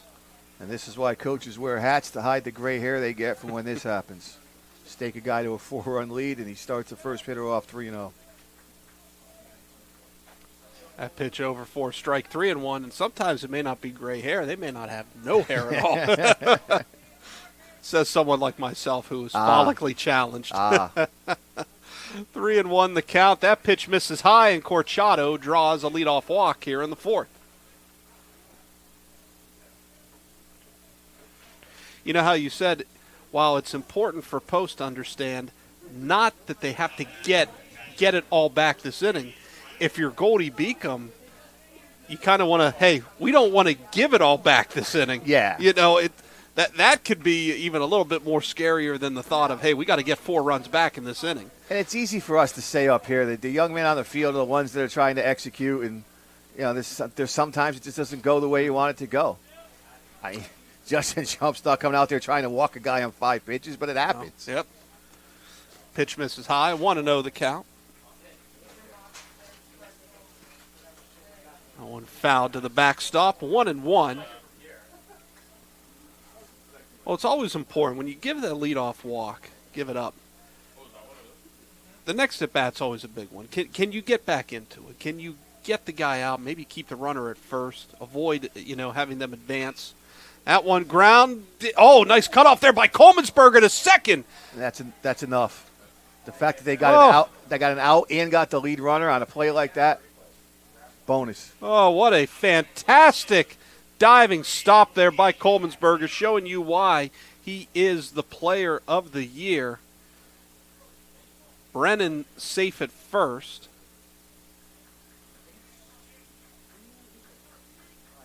Corchado out at second, 6-4. And that brings Karen to the plate. Karen struck out back in the second inning. Pitch over for a strike. As I was just saying that, it's can you get that next batter, get an out, and keep somebody from advancing, and they're able to do it. That's a really nice play there by your shortstop, bailing out your pitcher. Yeah, just a team game. It's the 4 best teams that get here. It's not always the teams with the best players, although there's a ton of all-conference people here. Post with 8, school record. Most of any team in the conference this year. You said Jefferson had 7, right? Pitch low. I didn't mean to send you scurrying to the. I thought. No, and Goldey-Beacom with Darren Miller, Braden Colemansberger, Garrett Musey, Justin Jump. So I just read there 4 names for you. Yeah. 5, 4, yeah. Well, And some others that could have been deserving as well. Yeah. These are 2 star-studded lineups we've got here this afternoon. That's- All 4 teams, really. and that's always been a fun thing for me in this tournament because the all-conference team is always announced before it happens, and there's always the guys that feel snubbed, and they get a chance to come out and in this event and show why that in their eyes they should have been on that all-conference team. It's a second chance for the 4 teams that make it here. I've enjoyed this event for a long time. Karen bounces it foul, and Yeah, he's not limping, but it looks like he No, may have he just nicked himself. knocked it off himself. Yep, absolutely. So 2-2 the count even now. 1 down here in the 4th. Runner at first. That is the catcher, Jimmy Brennan, at first. Reached on the fielder's choice. That one chopped foul. So many things to enjoy about this event. The weather's usually good, although you say tomorrow is not looking wonderful. But but I gave you that 15 minutes ago. yeah, it's Now, true. I could give you something completely different. That is true. Northeast this time of year, And then is a fun 15 place minutes. to be. Then Yes. 15 minutes after that, I could give you a bad forecast. Yeah. No, 2-2 the count. it's usually a good weather time of year. It's usually a time of year where there's some graduations going on, so there's a lot to celebrate at these schools. That one lifted foul over the It's a time Third of year base dugout. where a lot of postseason awards are coming out in a lot of sports. It's just a fun time of year in college athletics and in higher education. I think it's also a fun time of year for the administrators because now you get the next 3 months off. Well, in their eyes, yeah. Yeah. It feels like it feels like compared to what the pace you've been at the last 9. Imagine there's a lot of golf and a lot of people's futures and that kind of thing. Karen strikes out. 1 out, 2 one down. out at first. The batter was out. No need to make the throw. So second time that Karen strikes out. So 2 down, a runner at first. That brings Rivera, the third baseman, to the plate. Rivera flew out to right back in the second inning.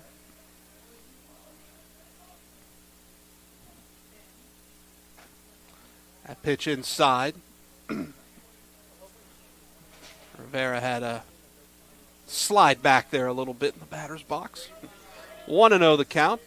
Jump trying to get out of this little jam. Issued the leadoff walk here in this inning to Corchado, but then a terrific diving stab in the hole there by Colemansberger at short. Got Corchado at second. And then Stump was just now able to strike out Karen for 2 outs. 2-0 the count now to Rivera. That pitch high. Rivera had a duck there, 3-0. So a game that first 3 innings flew by has slowed down here in the 4th inning. Both pitchers just trying to battle some control here. And a 4-pitch walk to Rivera with 2 outs puts runners at first and second. And that will bring Kelly, the designated hitter, to the plate. Kelly with a single back in the third inning. Was thrown out at second, 6-4, as Keller had reached on a fielder's choice on that play. So now a little visit out to the mound. 2 down here in the bottom of the fourth. Runners at first and second for Post. After the Eagles gave up 4 runs without issuing a hit in the top of the fourth. Trying to, if anything here, scratch out a run or 2 to try to just slowly chip away at this deficit.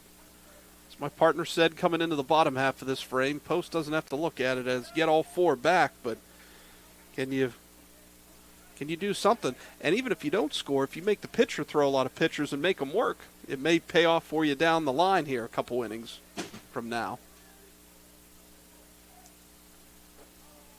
Pitch low for a ball. 1-0 the count. In this new life I have since I left college athletics, I have weekends off now, which is a very strange feeling. But I did spend a Saturday freelancing at the University of Bridgeport about a month ago. They happened to be playing Post. And Jalen Kelly hit a grand slam that day that I think landed in the Atlantic Ocean because Bridgeport plays at Seaside Park. My goodness. Swung on, lifted to left. This one, talk about timing. You talk about the grand slam. He gets the 3-run shot. Jalen Kelly and Post within a run. 2 out, 3-run homer for the designated hitter. Wow.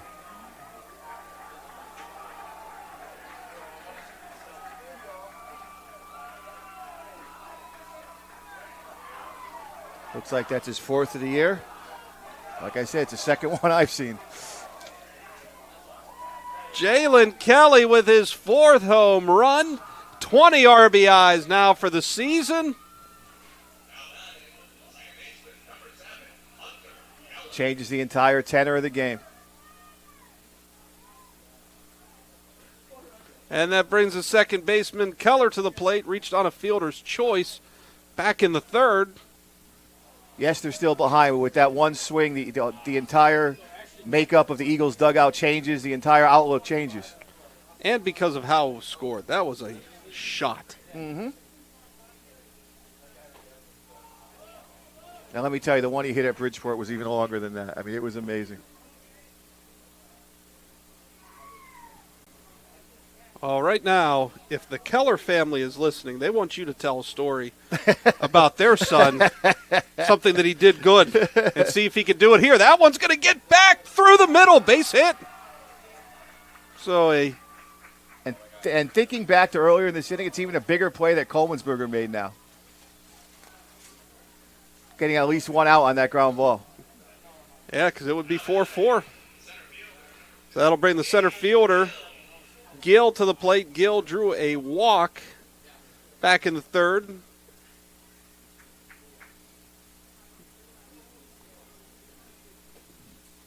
In his lone plate appearance today. And Tom Riley coming out to the mound. The second trip, is he taking him out? This is the second trip. Yes, it is, because their pitching coach came out previously. Second trip this inning, that is, and they do so that means you have to take him out, right? Yep, they have someone in the pen here. We're going to see who's coming.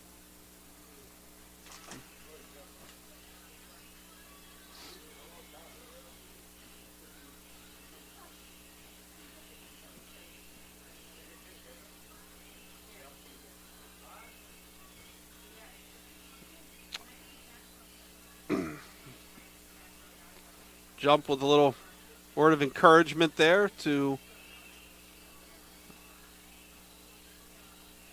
we'll find out here in a moment who the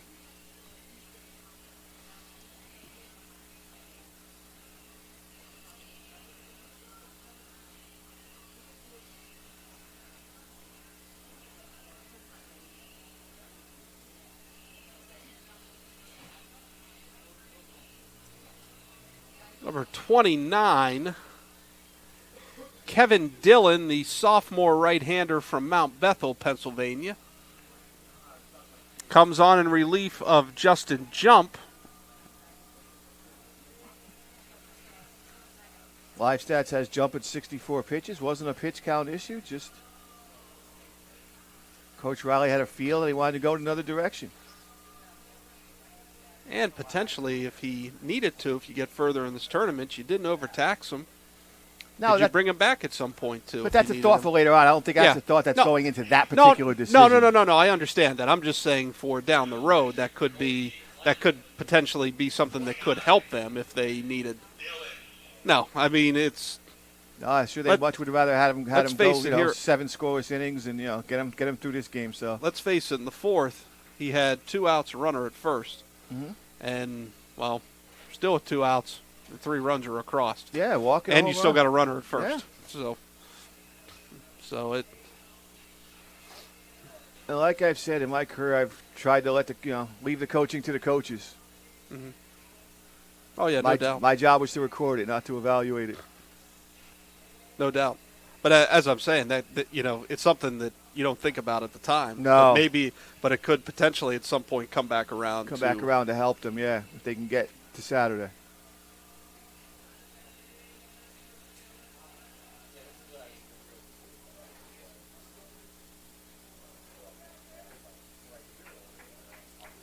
But looking quickly at the stat sheet, the 2 teams have combined for 8 walks and 2 hit batsmen already.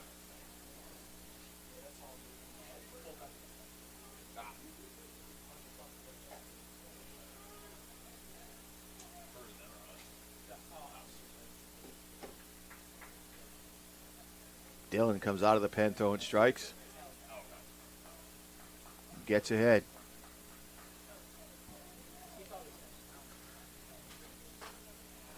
They're going to check that. And I believe they called it a strike. Yep. First base umpire. So 0-2. Dillon quickly gets ahead of Gill. Nice job there by McAvoy to block that.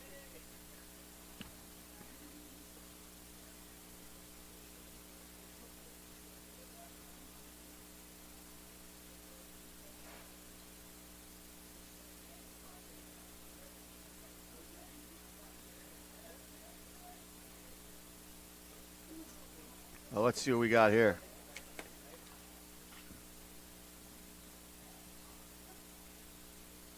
He's going to get help because we're trying to figure out what it hit first.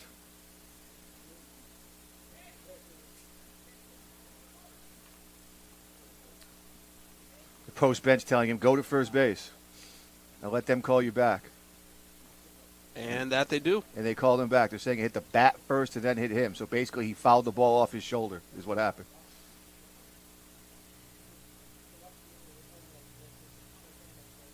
So it's just going to be a foul ball.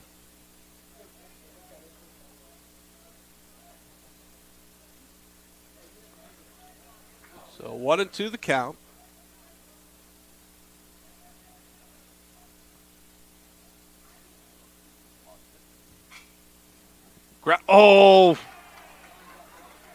Walker laid out for it and just took a hop on him. That's going to put runners at the corners. That's unfortunate for Walker. But a nice recovery by Gill. It was falling behind 0-2. Able to battle back.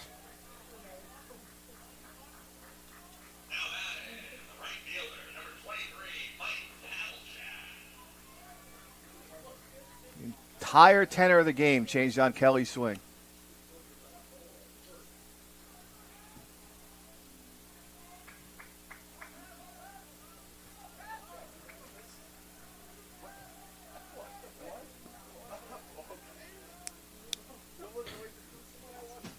Pitch in there for a strike.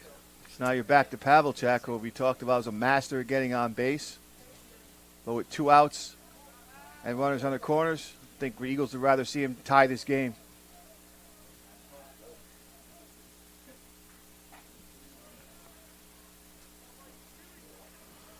Oh, and 2 the count.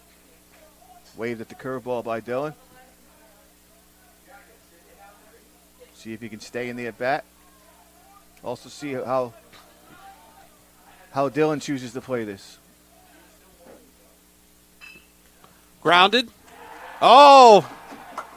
past Miller. That's going to score a run, and we're tied. Yeah, it was mishandled, but it starts with the pitch that got too much of the plate.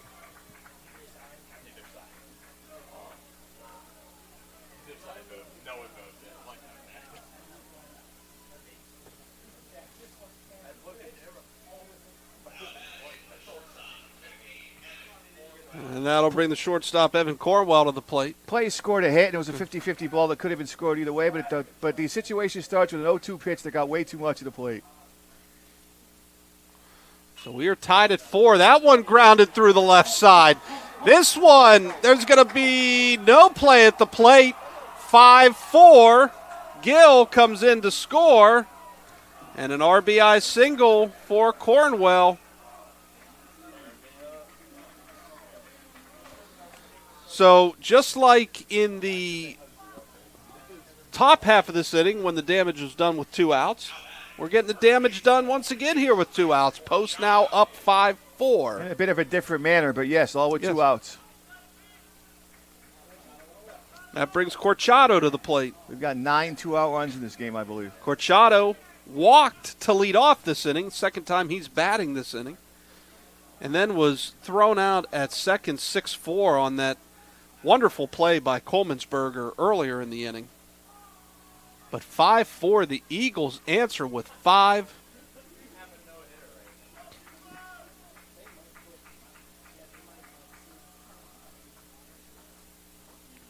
The pitch misses. 2-0 the count. Corchado today hit into a 4-6-3 double play in the first. As we mentioned, got this inning started with a walk, was thrown out at second. 6-4 on the play when Brennan reached on a fielder's choice, but this is the second time he's been at the dish this inning. That pitch misses low once again. 3-0 the count now to Corchado. And Dillon, the sophomore righty, having some trouble here in this frame. And these first 3 innings, they flew, but this 4th inning has come to a crawl thanks to 9 runs being scored, and Corchado draws a walk. Second time this inning he has been put on first via base on balls.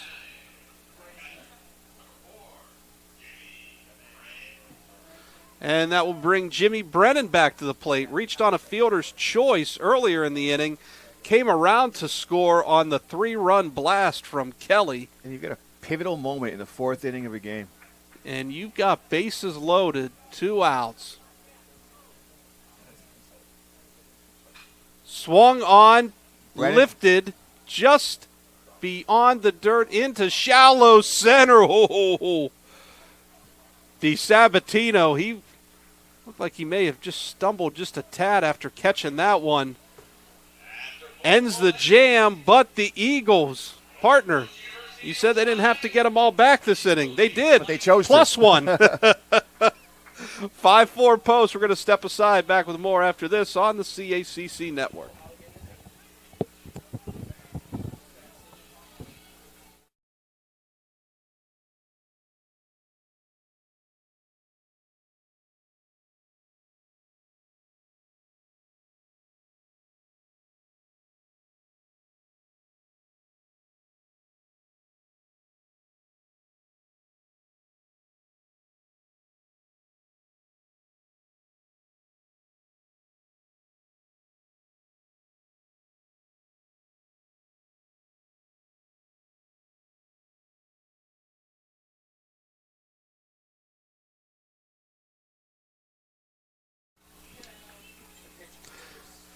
We head to the top of the 5th here at Municipal Stadium, 5-4 post. On to pitch now for the Eagles is number 11, Brennan Holligan, the junior righty from Las Vegas, Nevada. First team All-CACC this season for the Eagles. Started off the season coming out of the pen in non-conference play and then switched into a starting role for conference play.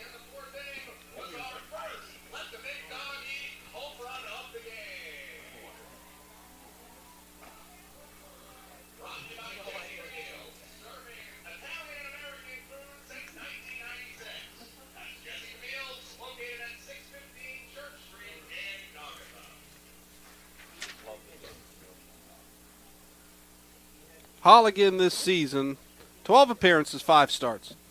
6-2 with 2 saves, 3 complete games, a 2.49 ERA, and 47 innings of work, only 38 hits given up, only 18 runs allowed, just 13 earned, 51 strikeouts, 18 walks, has a whip of 1.19.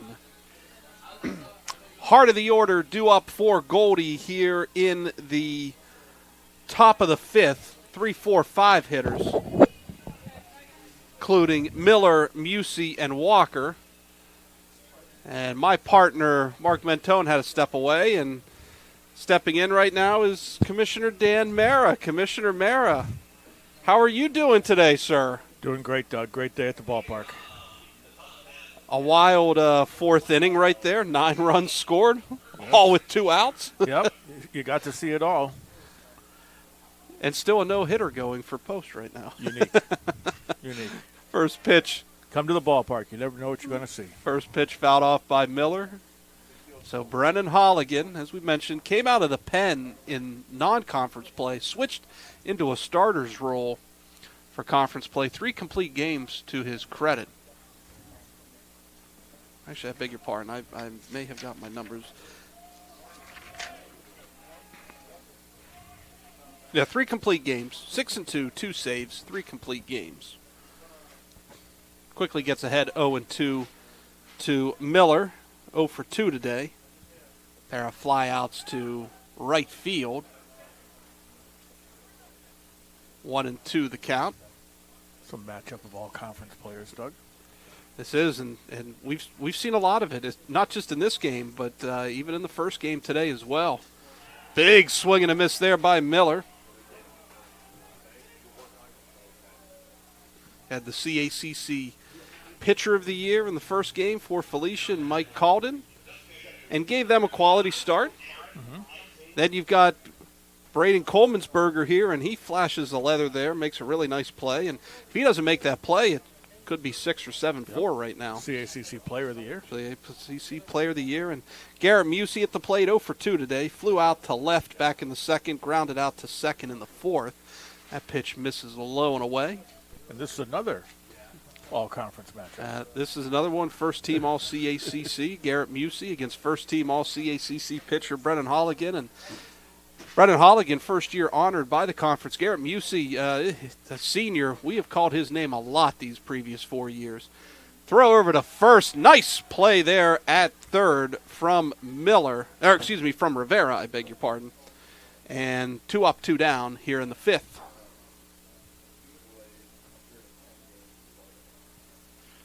And that'll bring the first baseman Kyle Walker to the plate. Walker got the 2-out rally going back in the 4th inning. Drew first the hard way, getting hit by a pitch with 2 outs. Eventually came around to score the first of 4 runs that inning.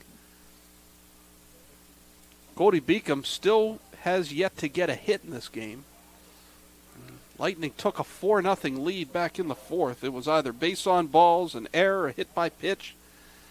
But then Post gets 5 in the bottom half of the 4th. Highlight being that 3-run blast to left field from Jalen Kelly. 1-1 the count now to Walker. What'd you think of that shot? That was a pretty impressive blast there by the all-conference DH, Kelly. Another all-conference player, yeah. Bunt laid down. Holligan throws to first, though, but Walker, first hit of the afternoon for the Lightning. I think it's clear that our coaches got it right with their all-conference voting. Some of the best players on the field today were the all-conference selections. Nifty little move there by Walker, seeing that third baseman was back. Get the bunt down. It's a baseball no-no to bunt for the first hit of a doubleheader, but I think that or no-hitter. But I think the no-hit can be excused there. Yeah, I think the specialty of the no-hitter is out the door. On this one,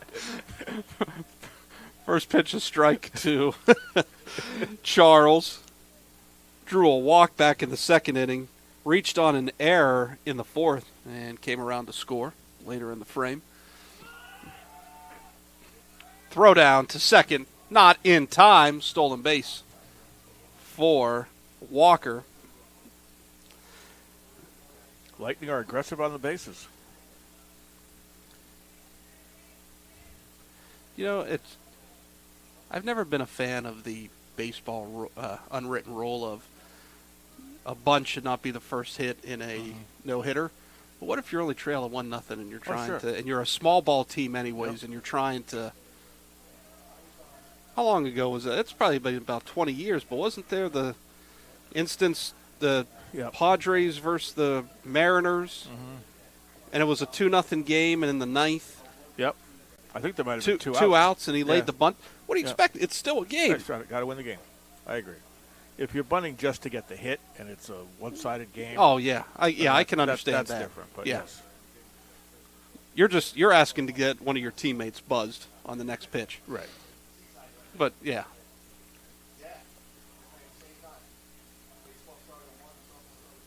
That pitch outside. Once again, Brennan having to kind of explode out of his crouch to save one. He had to do it back in the last inning.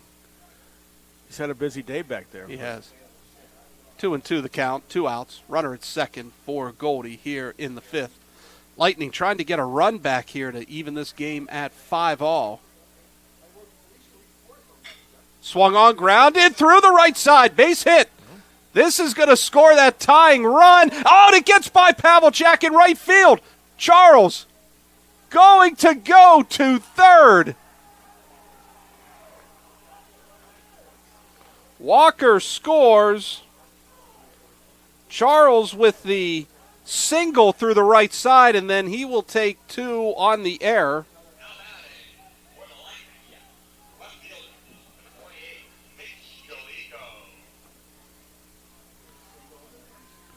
So all 10 runs in this game have been scored with 2 outs. It's an interesting stat. And that'll bring Jolico.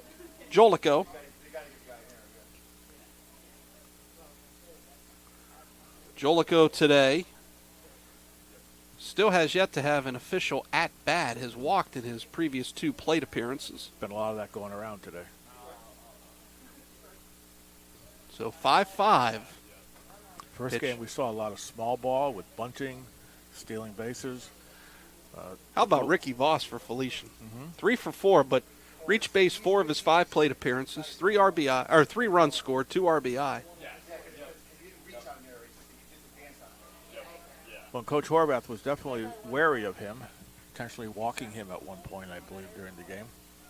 Well, and there were 2 instances, 2 of the innings, second and fourth inning, the 4, 5, 6 hitters let off that were due up, and that was when they did their early damage.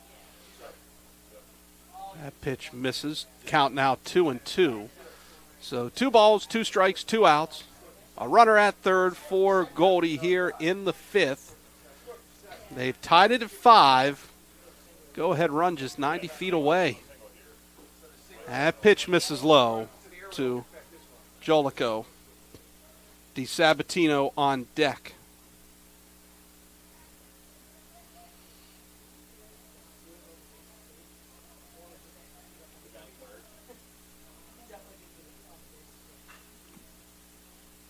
Bounced foul over towards the third base bullpen. But the middle infielders today in both games so far have made a lot of really nice plays. Exceptional. Coleman'sberger, we saw Gabe Silva for Jefferson, saw Henao, Torres, second baseman for Felician. Been some really good leather up the middle today. And a 2-out walk. That puts runners at the corners now for DiSabatino. Lightning hitter's been very patient today, really making the post hurlers work. DiSabatino flew out to center in the second, drew a 2-out walk that forced in a run back in the fourth for the RBI.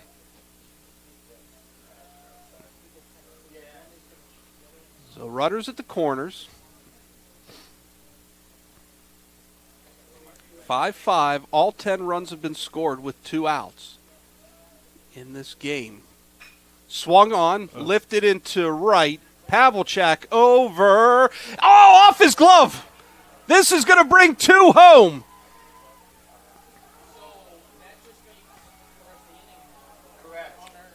Ooh.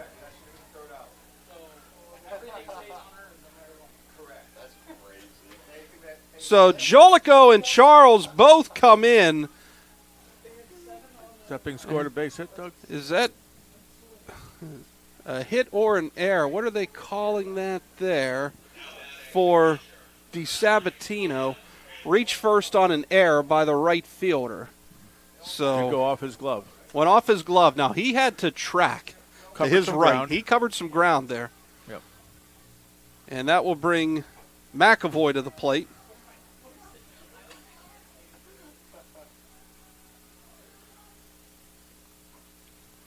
Pitch.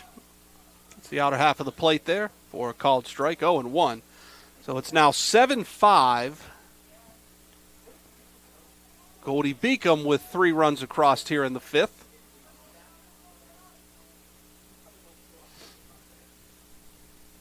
Oh! Behind him. McAvoy had a duck there. McAvoy grounded out to short in the 3rd. Drew a bases-loaded walk in the 4th to bring home a run. Actually, it was a 4-pitch walk. Easiest way to get an RBI there. That one nearly got away, but a nice job there by Brennan to backhand scoop that one. He's explored the far side of both batters' boxes on back-to-back pitches. He has. Goldie taking advantage of wildness and fielding miscues by the Eagles.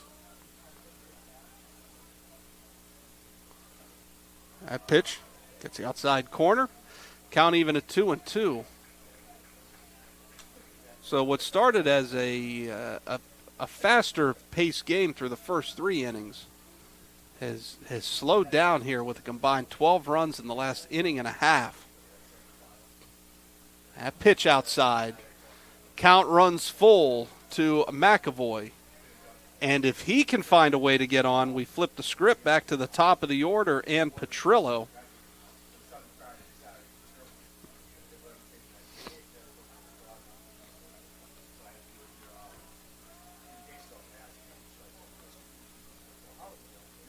Pitch outside. McAvoy draws a walk.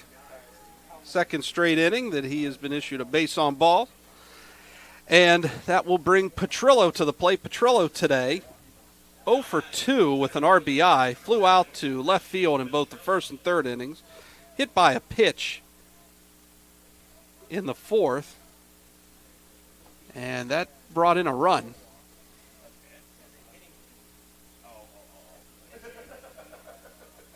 So runners at first and second, 2 outs. Petrillo at the plate. Pitch catches the outer half of the plate. 0-1. So Brennan Holligan, who had a fantastic finish to the regular season, in some trouble here in the 5th. That pitch also nabs the outer half of the plate. Quickly, he gets ahead 0-2 to Petrillo.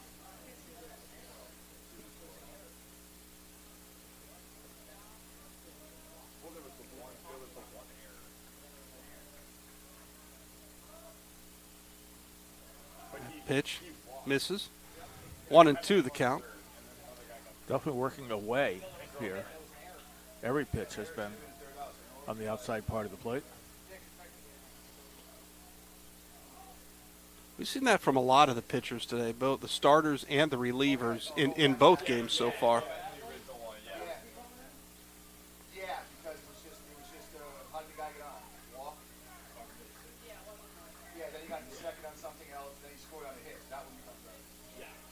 I'll tell you, with the metal bats, it really is a different ball game. No question.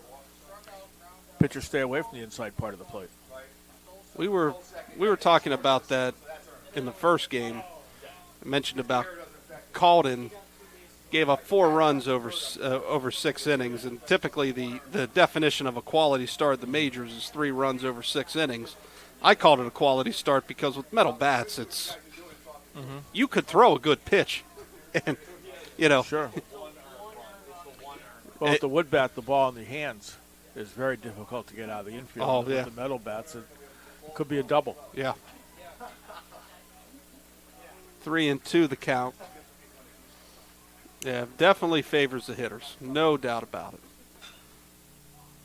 Lifted into shallow right. Pavlicek under it for the out, and that will do it for the Lightning in the fifth. However, they score 3 times. Great to be joined by Commissioner Mara. We're going to be joined once again by Mark Mentone. Back with more after this on the CACC Network.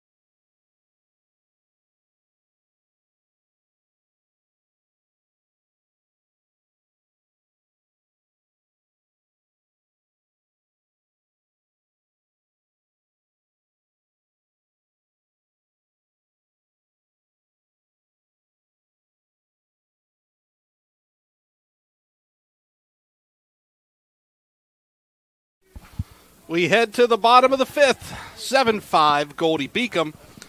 Partner, all 12 runs have been scored with 2 outs. Yes, and we were just while the commissioner was on doing his thing, I was chatting with the official scorer. We've figured out that we think 11 of them are unearned.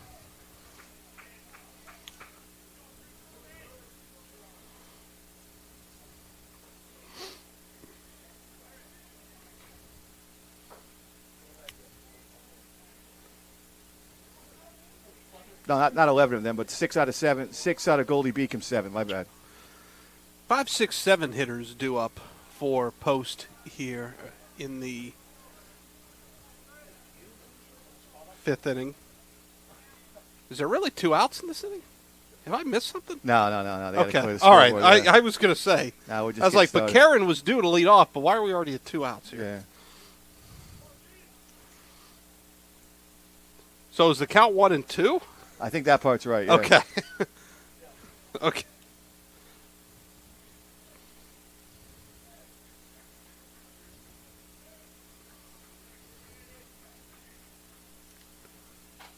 Swing and a miss. Karen strikes out. 1 away.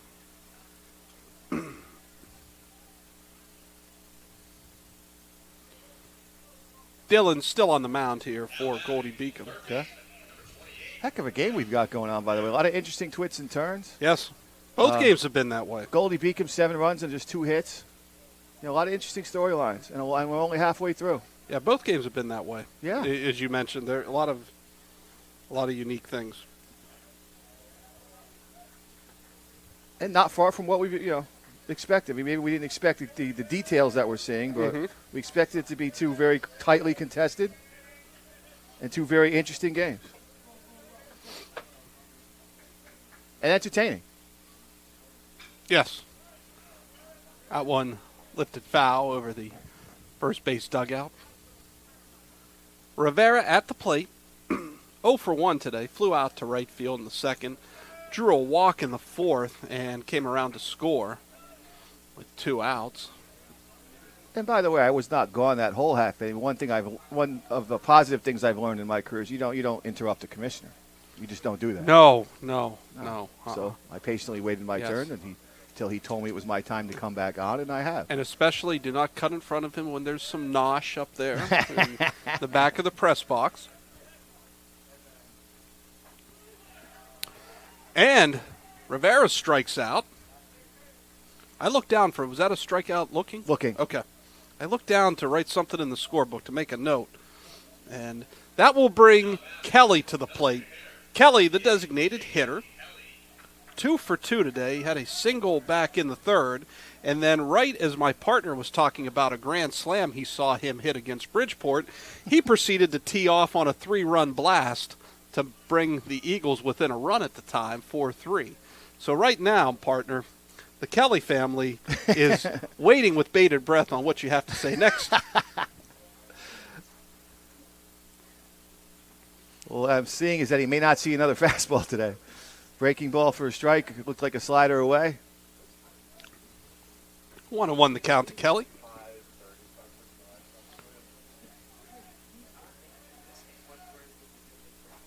Breaking curveball looked like for a strike. Yeah, I can't imagine there's going to be anything more. Anything straight. It's going to be all off-speed stuff from here. 1-2 pitch coming. Foul to the backstop. No, he definitely does not shortchange his swing. No, it's fun to watch. It is. He loves to get after it. And he doesn't have to go play the field, so why not? He's the DH in today's game, and I believe his second-team all-conference is DH. Did I see that last night? Both, swung on and lifted to left. Could this be gone? It is! 2 blasts for Jalen Kelly. And let the record show that was not a fastball. So he can hit them all. We mentioned about Stephen Wells, the former CACC Player of the Year for Jefferson all those years ago, and how he could crank one. Jalen Kelly giving a performance similar to that. Yeah, this is not a small park, and he's making it look small. Well put. 7-6. All 13 runs scored with 2 outs. 2 outs. Unbelievable.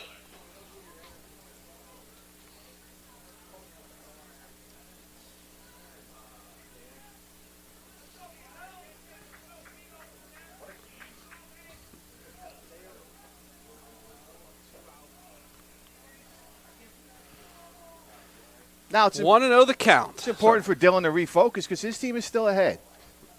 Yes. So if he can get out of this inning without any more base runners, any more runs scored, puts his team back in the dugout with a chance to extend the lead.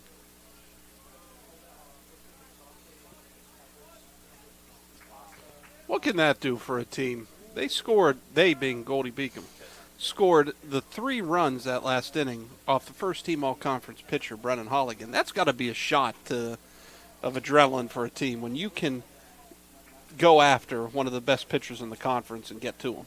Yeah, I mean, you hope at this point in the season they've already built some confidence, but it just gives you a boost that at this stage of the season you can score against anybody.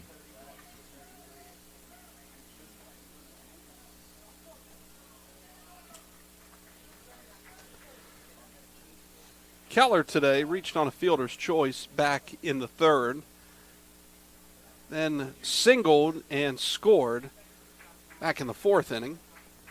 Now, it would be easy to say that the Felician is here, and I texted their coaches. They are watching the game here, saying that, hey, use all the pitching you want, play as long as you want. But I think, at this point, everybody's got deep enough staff and teams that it's not going to matter. Lifted into right center, however, Petrillo under it for the out. So the Eagles do get a run off yet another blast from Jalen Kelly. That was a solo shot. 7-6, Goldey-Beacom leads it. We head to the top of the 6th. Back with more after this on the CACC Network.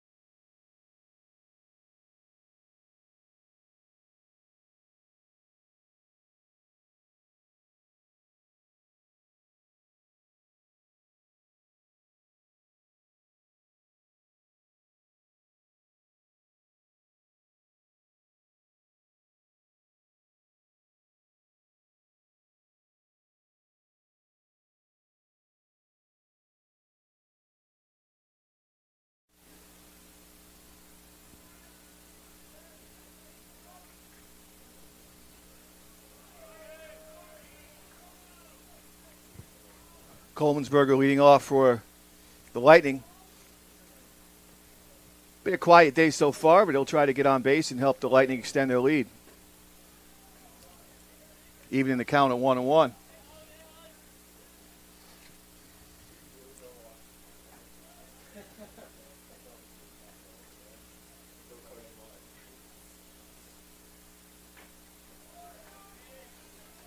Called strike. Holligan only has 5 starts, but he has 6 wins. He's also got 2 saves, so he's been an effective utility-type pitcher for the Eagles.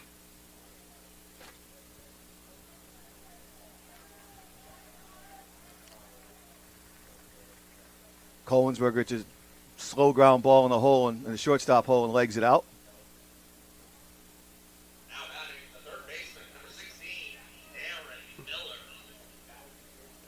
And we'll see how Coach Riley chooses to play this.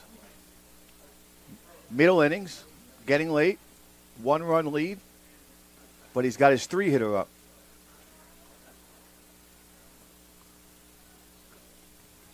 No sign of a bunt as the pitch misses away.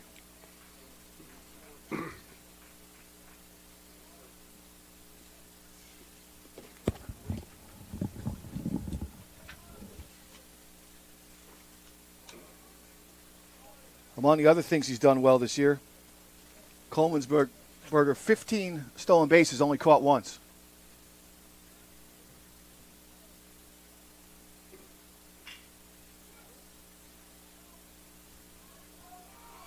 But it doesn't matter as he's erased on the double play.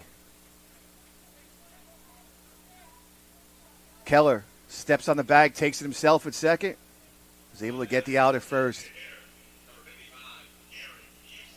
Big play as now Musey steps to the plate with no one on base. As my partner's doing some higher mathematics over there, trying to figure out some stuff for tomorrow.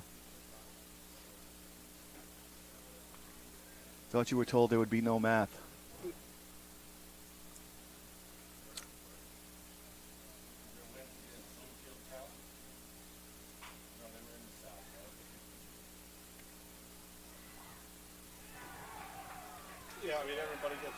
Always debatable whether that head first slide in the first speeds you up or slows you down. But Musey called out on the slow ground ball to shortstop. We're through the top half of the 6th inning. Goldey-Beacom leads 7-6.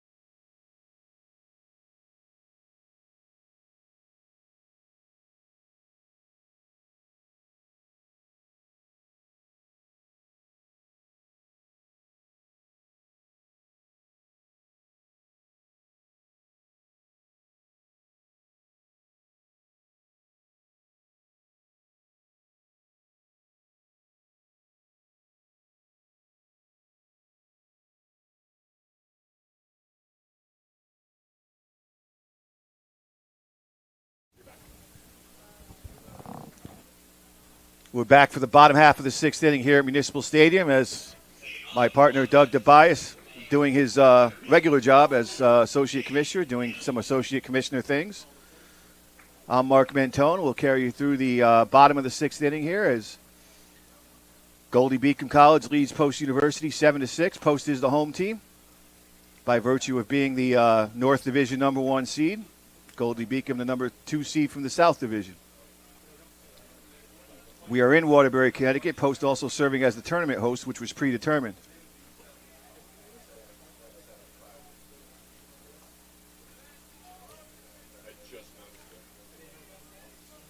Count was 1-1 on Danny Gill, the center fielder.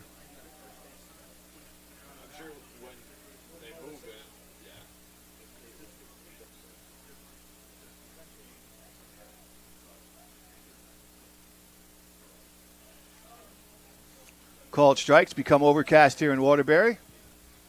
We've gone through a few climates today. We did start the day's festivities an hour earlier than scheduled today at 10 a.m. because there is some rain forecast for the late evening, but we should get today's 3 games in unscathed.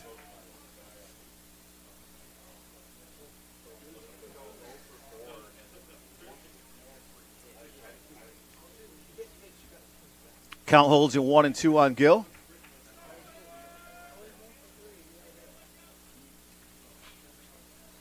Count holds again as he pulls that one foul.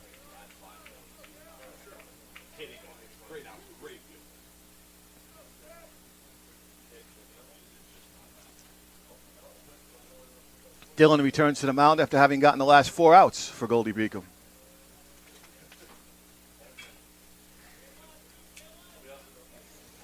Gill stays alive once again.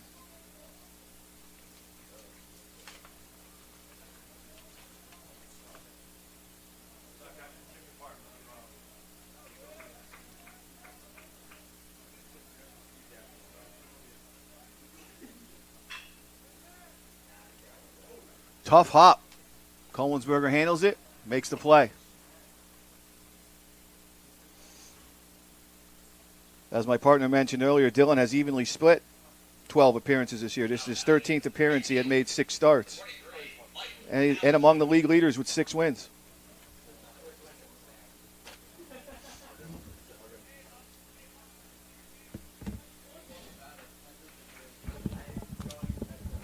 Back to the top of the Eagle lineup with Michael Pavlicek. You teach me how to do some play-by-play on the fly there? Yeah. You're probably doing better than me. It's life in the CACC. You learn on the fly. What happened? Did I miss the top of the 6? I did miss the top of the 6. You did miss the top of the 6 plus 1 ground out here in the bottom half. All right. Well, my scorebook goes to you know what in a handbasket. Get you off the live stats between innings. That one lined into left field for a base hit for Pavlicek. Turned the corner, but decided to stay at first. So a 1-out single for Pavlicek. That's Jolico in left field with the long throw, holding Pavlicek to a single.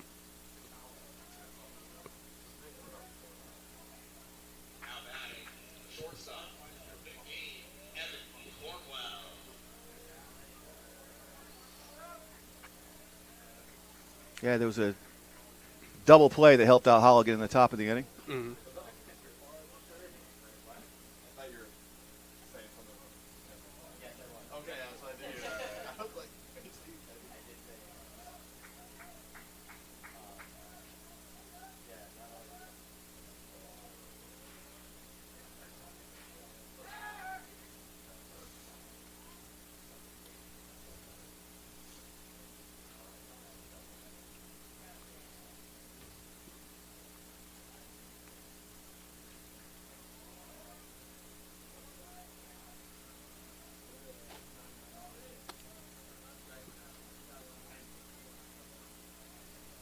Shows bunt. Corchado behind him hitting in the 370s. But there is 1 out, so that may have been just for show. So you got an out, a runner at first here. Bunt put down by Cornwell. Very nice bunt there. Gets Pavlicek up to second. May not have completely given himself up. In those situations, when I was scoring games, I would usually issue the sacrifice or award the sacrifice. Didn't completely sell out to bunt for a hit either. That'll bring Corchado to the plate. Rule book does give the scorer the option not to give him a sacrifice there, but I usually did. Gives Corchado a chance to tie the game.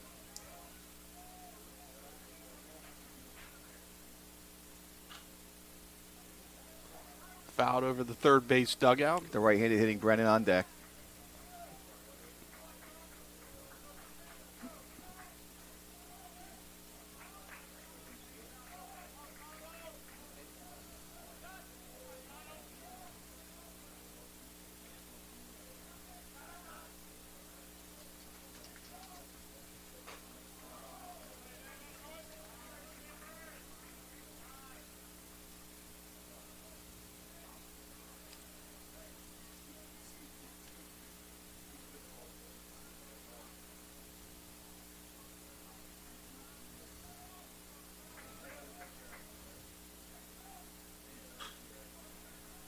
Lifts one to center.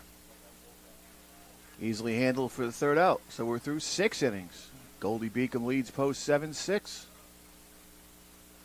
I don't know how to do this part. And we will step aside. Back with more after this on the CACC Network.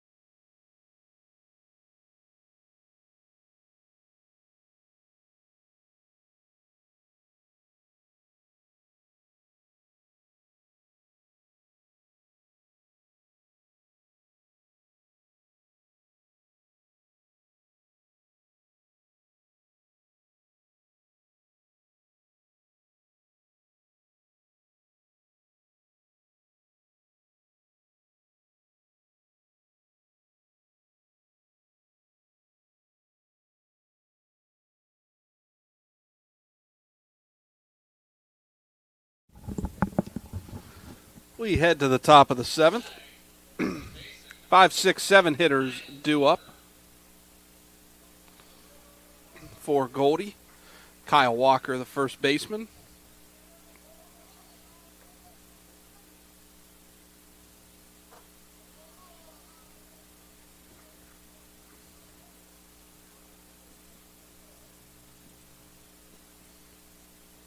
Want to know the count? Swung on, lifted into left field. Could this be up against the wall? CACC baseball banner takes a rip off the wall. It's in the park, not caught, and it's a double. Huge double there for Kyle Walker. They're going to have to fix that, aren't they? They're going to have to fix the sign. Yes, they will. You would think, right? They're not. No, okay. I would have thought. Well, the left another field, ball hit out there. But the left fielder Karen made a nice effort to try to track that one down, but Walker gave it a rip to the fence and left. And Karen just caromed off the wall there, and the CACC championship banner is hung out there on the wall. One lifted foul by Charles.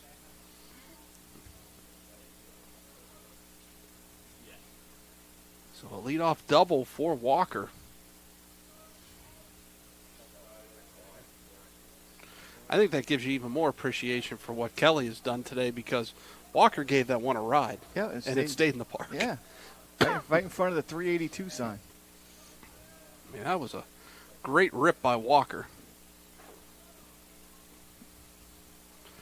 So Holligan, after giving up the 3 runs in the 5th, settled down, pitched a 1-2-3 6th inning.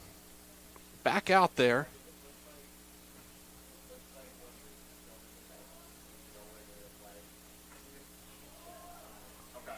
And therefore a strike to Charles. 1-2 the count.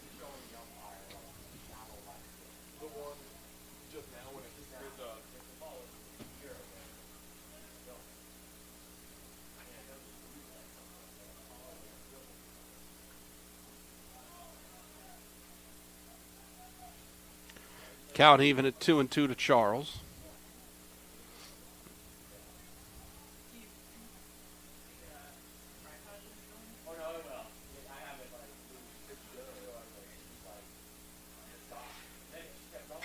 Swung on, lifted in to right center. And the center fielder, Gill, under it for the out. Walker tags and goes to third. So a productive out there for Charles. Moves the runner up to third. Rivera made sure to knock down the throw, seeing that there was no chance to retire the runner.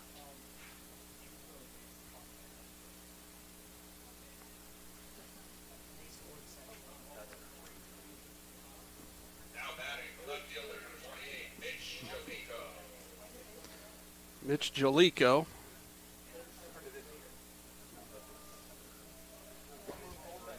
Has walked in all 3 of his plate appearances today. Has scored 2 runs. First pitch in there for a strike. So 0 for 0 today at the plate. 2 runs scored. Has reached base 3 times.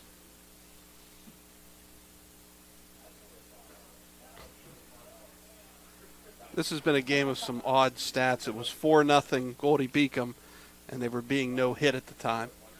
7-6 is your score, and all 13 runs have been scored with 2 outs. Mm-hmm. And as we said here with Jolico, 0 for 0, but has reached base 3 times and scored 3 runs. Yeah. So this will be a fun post-game recap going over the final numbers. Yeah, I don't miss not writing those anymore. I'll get ready. I'm having you write this day's recap here. Hey, if we're on a per diem, I got no issue. 2-2 the count. In on the hands, sent to the backstop. So, big opportunity here for Jolico.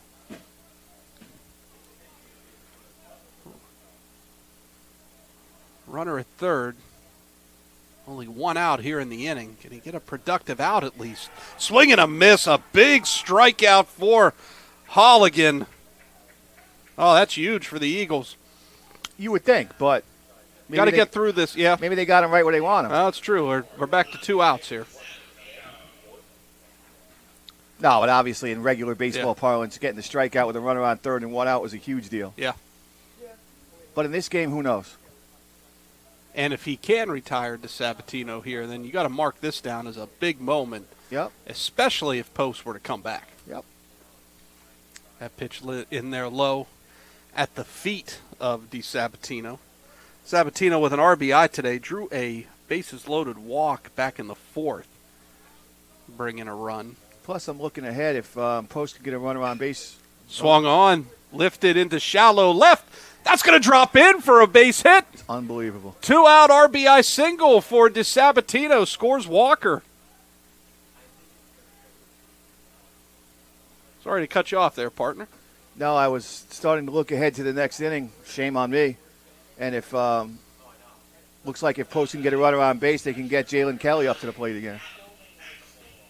That'll bring McAvoy to the plate. McAvoy also drew a bases-loaded walk back in the 4th to get an RBI. 0 for 1 today, but in 3 plate appearances has reached base twice, drawn a pair of walks. Showed bunt, pulled the bat back, strike. So 8-6, all 14 runs, again, scored with 2 outs. And you were right, DeSabatino had him right where he wanted him. Yeah, what a strange game. But there's that old saying about baseball. You go to the park and you might see something you've never seen before. I don't think I've ever seen the first 14 runs of a game scored with 2 outs. No. I've always called it 2-out magic. When you score a run, and boy, there have been 14 instances of it today.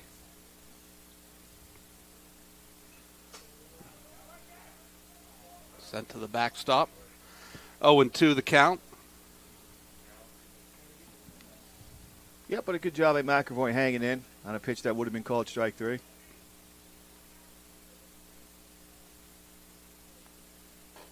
Pitch high. 1-2 the count.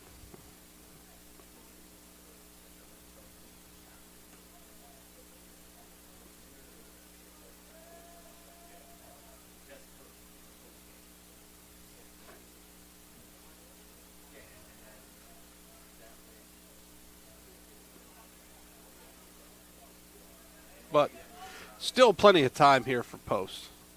Still got 9 outs to play with. only a 2-run game. Post out or pitch outside, count runs full. And as you said, what is it here for Post? Get the leadoff person aboard for Kelly? Is that what? No, he's fourth. Okay, so if you can get a couple people on before him. Oh, Cornwell tried to make a sliding stop and looked like his hand maybe got caught under him a little honestly, bit there. Honestly, I think if he stops the ball, the same result happens. I don't think he makes the play at first, and the runners didn't advance any further. Oh, no, I was looking more at the way he dove, and he almost as he hurt like himself? it looked like his hand got trapped a little bit between the dirt and the grass, and his body kept sliding. For a second, it just looked ugly, huh? And he took his hand out of his glove. Yeah, he hasn't put it back on yet. I think he just did. He just did, but he kind of was looking at his hand there. I was more a little bit concerned for a second if just the way he slid, the optics of it looked a little bit. And he's kind of still turning his.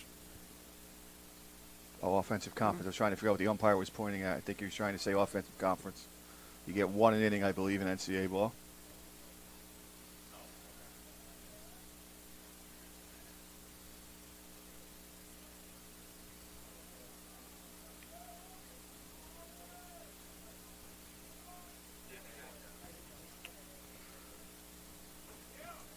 That'll bring Petrillo to the plate. Petrillo hit by a pitch back in the 4th inning with the bases loaded to earn an RBI the hard way. 0-1 the count now to Petrillo. Swung on, lined into center field, base hit. Runner coming home, the throw gets to Sabatino at home. Great throw there by the center fielder, Gill. Brennan hung on and hung in and hung on. So a single for Petrillo. 8-2 if you're scoring at home. Outfield assist to Gill. But the Lightning do get a run. And they lead at 8-6. We head to the bottom of the 7th. Back with more after this on the CACC Network.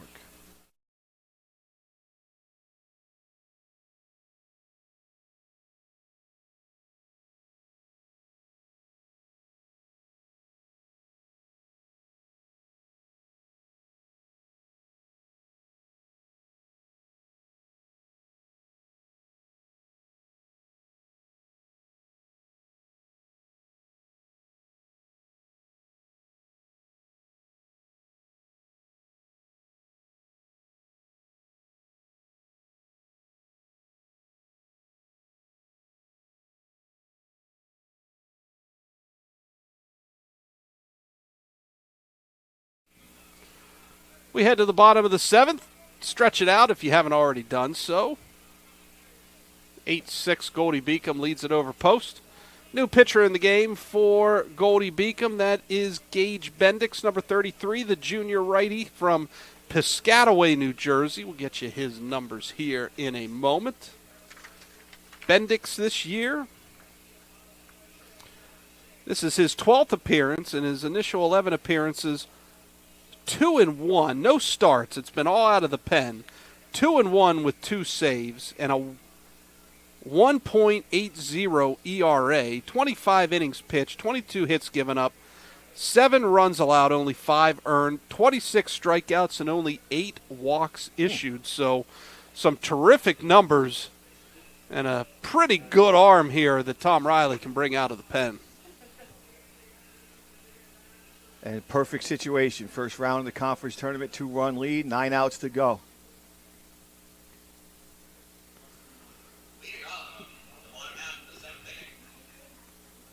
Brennan, who was just on the back end of that play to end the top half, as the catcher hanging on to that one-hop throw and making the tag, will lead off the inning. So Brennan leads off. Part of that big inning for Post I never got to talk about. Brennan had the bases loaded, 2 outs, and he chose to swing at a first pitch curveball, hit a fly ball. Obviously, if he hits that ball hard, he looks like a genius, but might have been a little anxious coming off the walk, wanting to extend that lead that Post had just taken over. and may have swung at a pitch early in the at-bat that he didn't need to. First pitch, a ball to Brennan. That pitch over for a called strike. Count even at 1-1.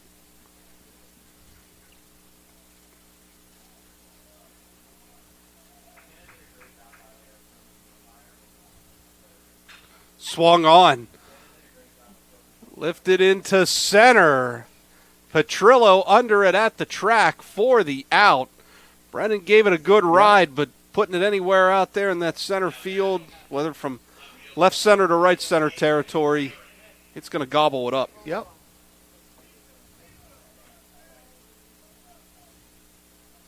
Unless you can get it to get down early enough, and a nice job there by Petrillo to track it down. One away, and that brings DJ Karen to the plate.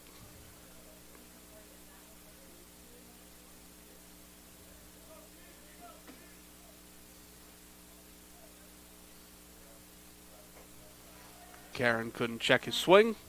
Quickly falls behind 0-2 to Bendix.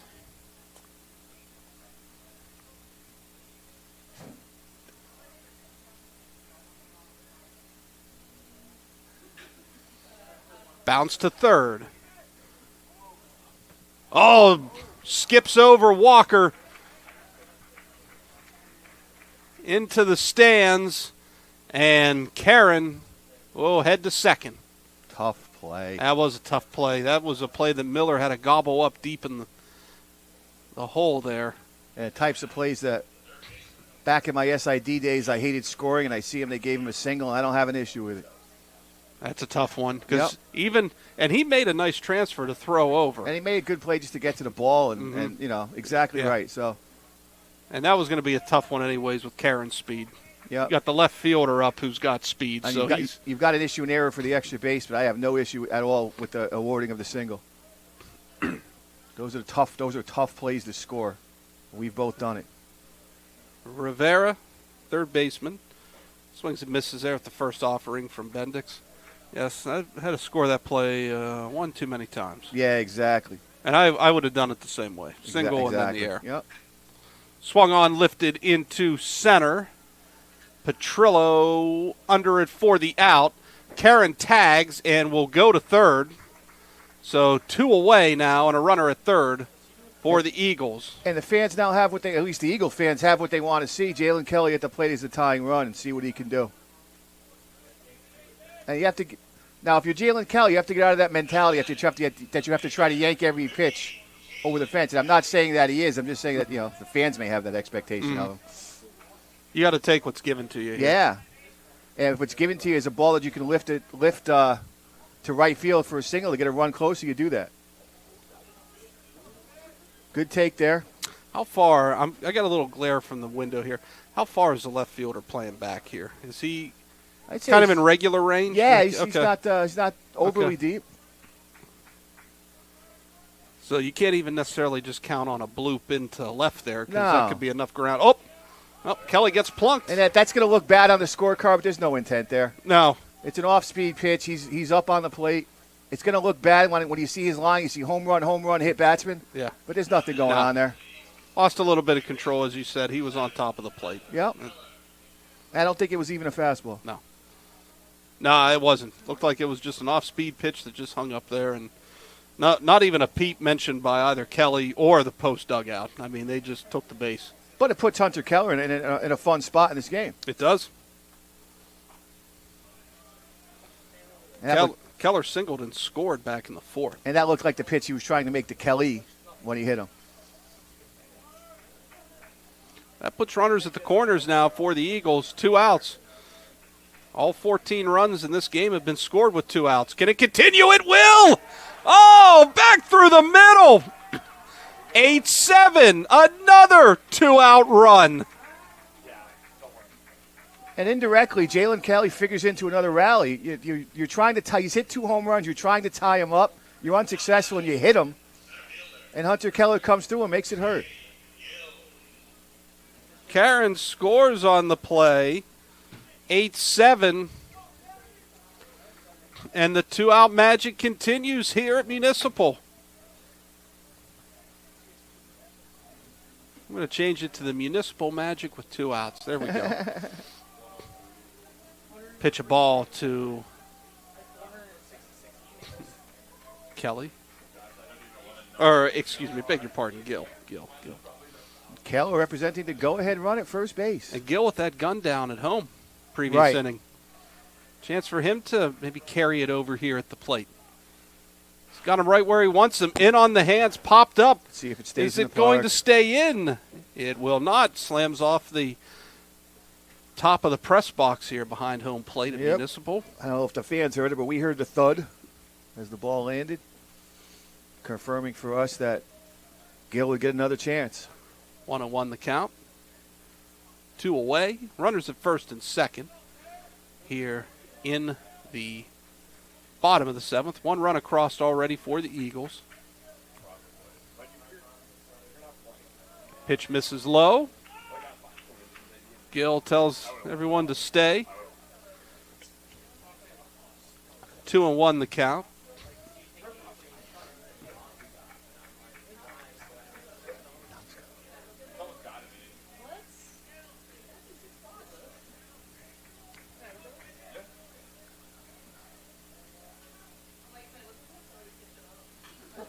Lifted foul over the first base dugout.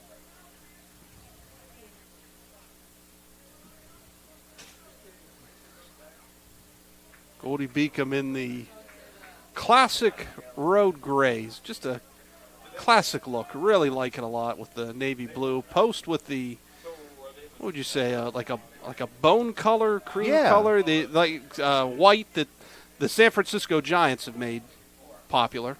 Or famous, should say. Swinging a miss there. Gill strikes out. So Bendix escapes the jam. Does give up a run. The Eagles pull within 1. We head to the top of the 8th. 8-7 Lightning. Back with more after this on the CACC Network.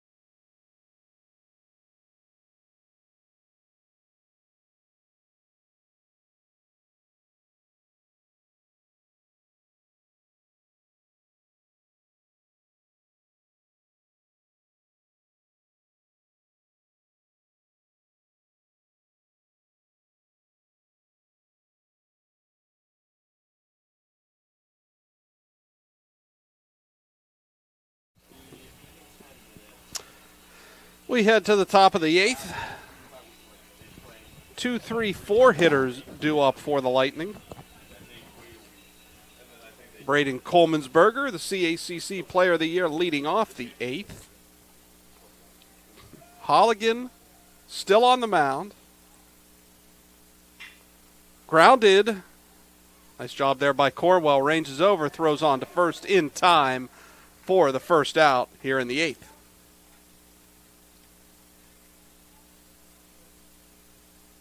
And that'll bring up the third baseman, Darren Miller, to the plate.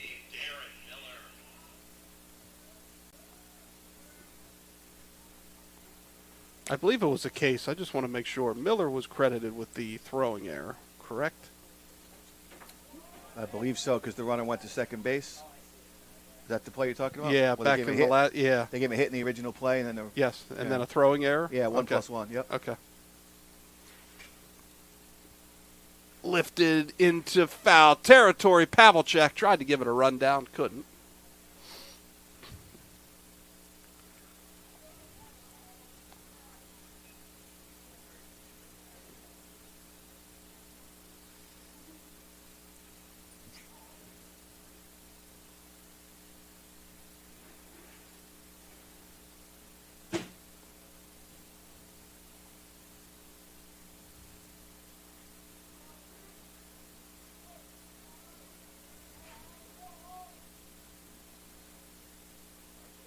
To the count. Pitch high, 1-2.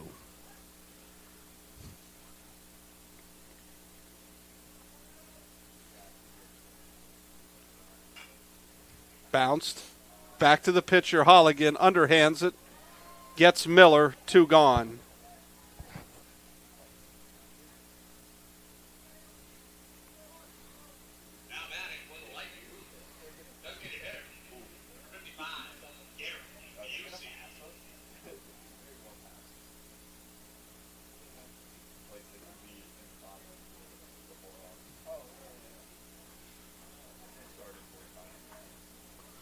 So that brings Garrett Musey to the plate. So this is first team All-CACC pitcher, or first team All-CACC designated hitter.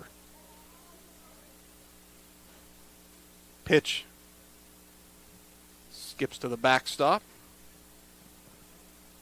2-0 the count now to Musey.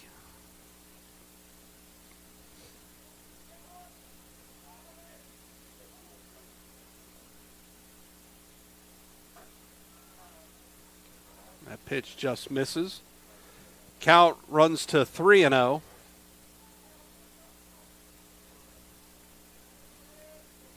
Two gone here in the 8th. That pitch misses high and away. And Musey draws a 4-pitch, 2-out walk. I tell you what, we were raving about the Jefferson offense, and I'm kind of scrolling down the Goldey-Beacom schedule. The number of games they scored over 10 and over 15 runs this year is absurd. There have been a lot of them this year. And they put up some great offensive numbers themselves. Even just a couple weeks ago, that 17-0 win over Wilmington in Game 1 of that doubleheader that we talked about earlier, that clinched the number 2 seed in the North for the Wildcats. Or, excuse me, for the Lightning, I beg your pardon. The win over the Wildcats. Strike to Walker, 0-1 the count. In on the hands, lifted to the backstop. And that was after. 0-2. That was 4 days after they had a 10-9 win over Wilmington, in which I was told they were down. They were. That was a walk-off. They had to come from behind Okay. in the bottom of the 9th. They were down 9-8. But I believe earlier in that game they were down a lot more than that. I believe so. That Walker strikes out, and that does it for Goldey-Beacom in the 8th. We head to the bottom of the 8th. Eagles with 6 outs left to play, try to come back here in this one. Lightning 6 outs away from going to the winner's bracket. Which side will prevail? We'll find out. Back with more after this on the CACC Network.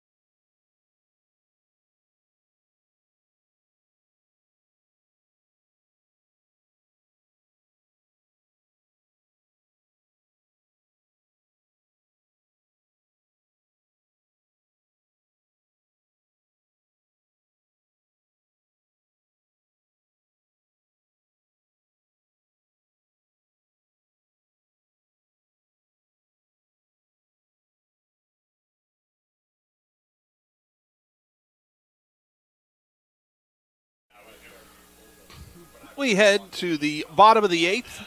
8-7, Goldey-Beacom over Post.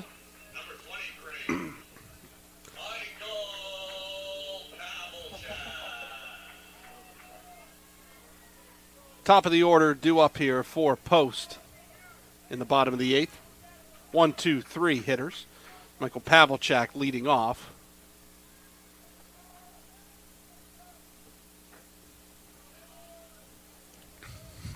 And those words, Michael Pavlicek leading off, are usually good news for Post. First pitch, a strike to Pavlicek. Bendick still on the mound for Goldey-Beacom.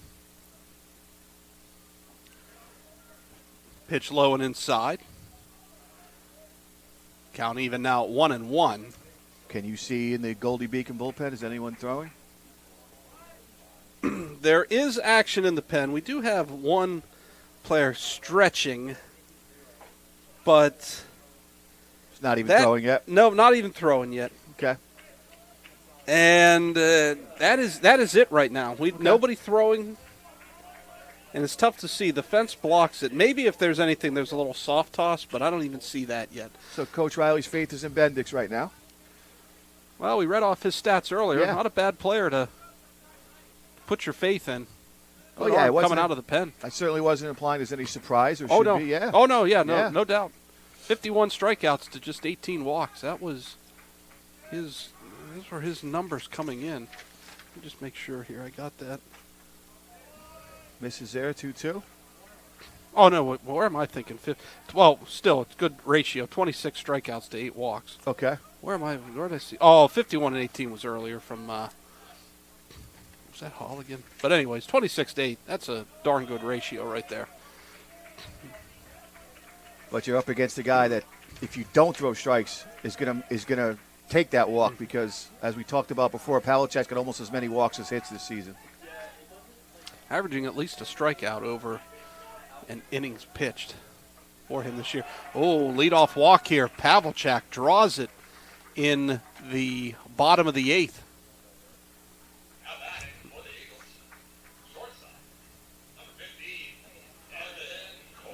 Well, I think the good thing is for Goldey-Beacom right now, the way the trend's going, there's no outs. I think you have to worry about runs being scored. Now, if you get to 2 outs, then I'd be a little bit more concerned. We'll see. Conventional wisdom says you play for the tie at home. Oh, the bunt laid down. Nice job by Cornwell to get Pavlicek up to second. And that's what Post chooses to do by laying down the bunt. Nice job there by Cornwell.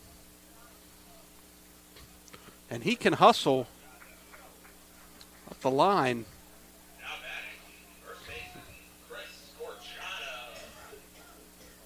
Bring up a guy in Corchado. It's got 27 RBIs in 41 games.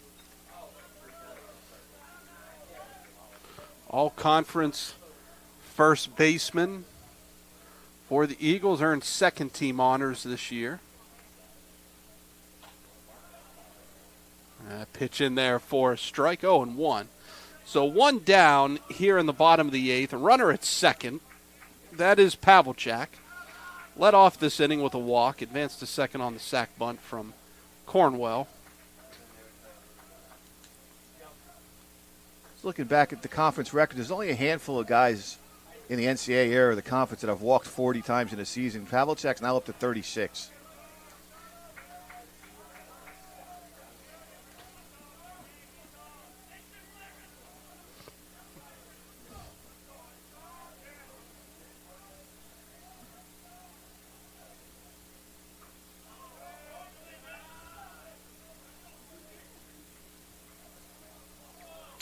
One and two the count.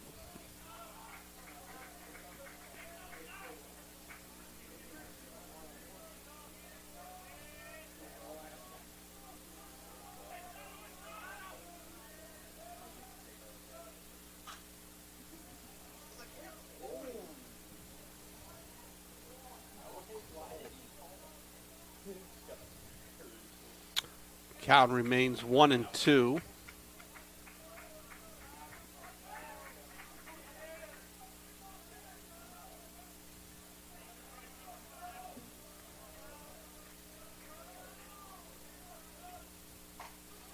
That pitch gets the outer half of the plate. Corchado strikes out looking there.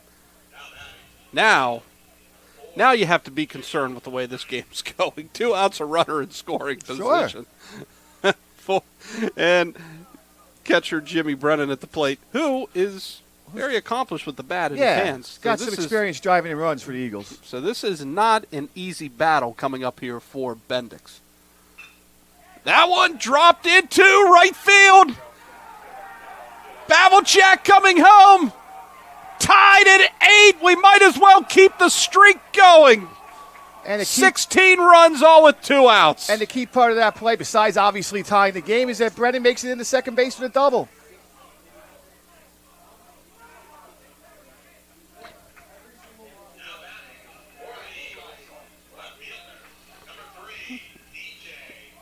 That'll bring Karen to the plate. Singled and scored back in the 7th. Play was scored a single and an error, and probably correctly so. But, I mean, Jimmy Brennan has been doing that for 3 years for the Eagles. Tough to keep a good man down. Bounced back to Bendix. He'll throw to first. And that will do it. But the Eagles scratch out another run with 2 outs. And we are now tied 8-8 heading to the top of the 9th. Wow. I'm looking forward to this one, partner. Yeah. This is a good one here. We'll step aside for a commercial break. Back with more after this on the CACC Network.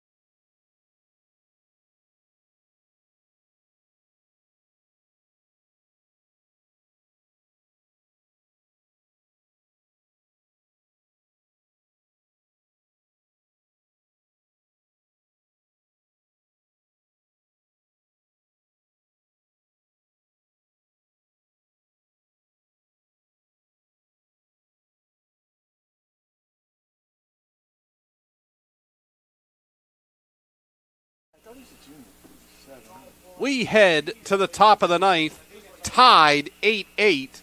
Brennan Holligan still on the mound for Post. All 16 runs have been scored with 2 outs. Stop me if you've heard that before already in this broadcast. It's been fascinating. I don't think I've ever heard it before this broadcast. I've seen a game or two where maybe it was 4-3 and all the runs were Yeah. scored with 2 outs. Not this many. No. And nothing has led me to believe that we're not going to see more of it here in the 9th No. inning. I mean, this has been – and both sides, as you said about the other game, this game has given us everything we could want. Yeah. You know, Anthony Charles leading off here for Goldie in the 9th. 6, 7, 8 hitters due up. Charles, Jalaco.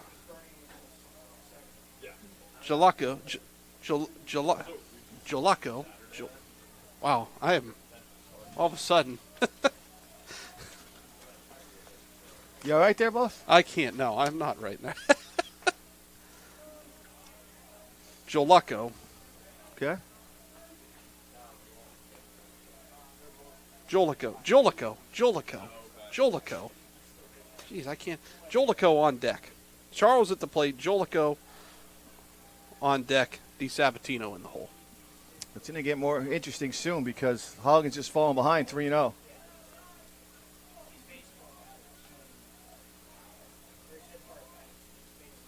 Rano the count.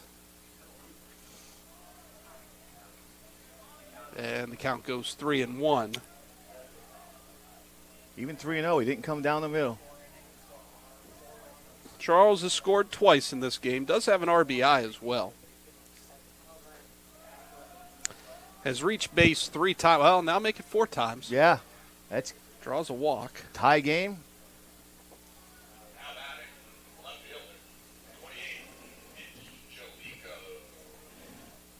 I don't know much about Goldey-Beacom's personnel to be able to even begin to predict how the Coach Riley might play it. Jolico at the plate. Looks like it's We going to have start with a pinch runner, though. Or just the offensive conference, my fault. Looks like the offensive conference here. Charles putting on the base, what do you call it, base stealing mitt, base, whatever. Yeah, it's just an offensive conference where Yeah. you're allowed to have the base runners in it, yep. Oh, no, I was saying Charles looks like he was standing because he was putting that mitt on. Gotcha. Yeah.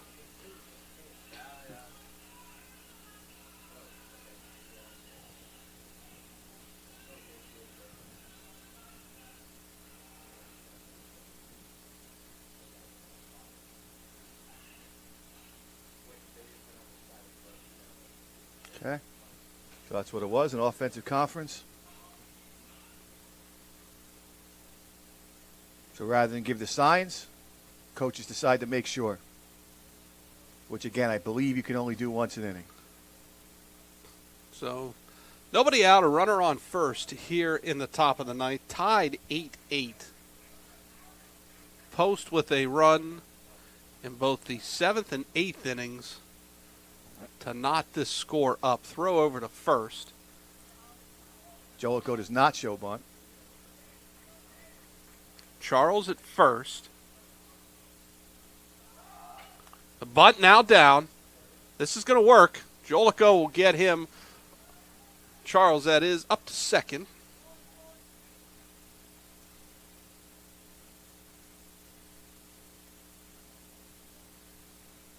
I feel like the Sabatino's been in the middle of a lot of big situations in this game. The Sabatino today, 2 RBIs. And he hit the fly ball that was dropped with 2 more runs scored. Has reached base 3 times. Drew a bases loaded walk back in the 4th to get in a run. Then had the RBI single in the 7th. And that was with 2 outs. Surprise, surprise. Yeah. And that was the last time that Goldie has scored. As we mentioned, since then, Post with a run in the bottom half of the 7th. Another one in the bottom half of the 8th, and that's where we stand, 8-8 here in the 9th.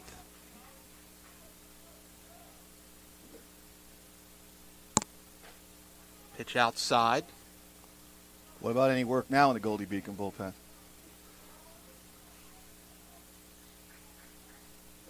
Nothing that I see right now. Looks like it's going to be Bendick's game.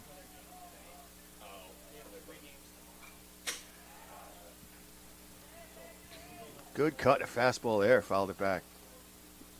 And tough to see from my vantage point. You got a better view. Post, there's nobody in the dugout. They're going with Hulligan. No, there's someone tossing now. Okay. 33? The other Seaman? Oh, Nick Seaman. Okay. Look out. Speaking of the Post bullpen. I got to imagine, unless the wheels fall completely off in this one, they're going to go with Hulligan the rest of the way. We'll see what happens.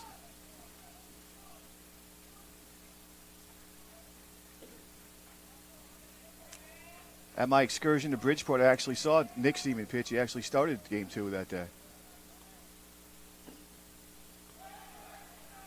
Pitch gets away from Brennan. Boy. That is going to allow Charles to move up to third. It's a huge play. Because now, as you said, you can get a run. And you don't need a hit. And it pulls the infield in. Which is the right play for Post, but just makes a guy a better hitter. Statistically, anyway. 2-2 the count. 1 out, a runner at third. 8-8 our score. Grounded foul down the first base line. And even though that ball went foul, you kind of saw what the big deal was with the infield being pulled in. Metal bats, it doesn't take much contact to get it through and over. You have the left fielder playing shallow, the opposite fielder for the left-handed hitter. So if he gets a fly ball, he's going to try to cut down the run. And that one was almost headed in that direction. You have the center and right field that look like they're more at normal depth. Reminder, fans, stick around. Following the game, we'll get you the final numbers. And we'll set the table for Game 3, which will begin approximately 35-40 minutes following the conclusion of this one. And you have the infield on the grass. Doesn't chase. Pitch misses outside. Count runs full on DiSabatino. Winner of this, we'll see him tomorrow at 11 a.m. Loser of this sticks around to play Jefferson in an elimination game here this evening at Municipal. 3 games today, 2 tomorrow, definitely 1 Saturday, maybe a second one, all depends. Good Grounded, fun. Foul. Again, DiSabatino, the game has found him today.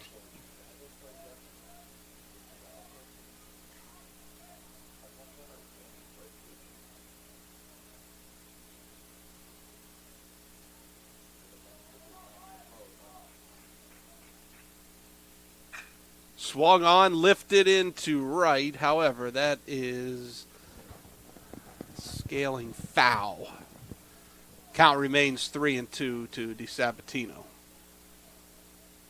And as you said, he has found his way into some big moments today. Mm-hmm. From the number 8 hitter in your lineup. Speaks to the depth that Tom Riley has acquired here at Goldey. This one is going tagging. to Runner's land. tagging. Runner's going to tag. The throw. They got him at home. Oh, what a play. Who caught the ball? 'Cause that was a great throw from his knees. Oh, what a fantastic play. It was the shortstop, third baseman, and left fielder all converging in the same area.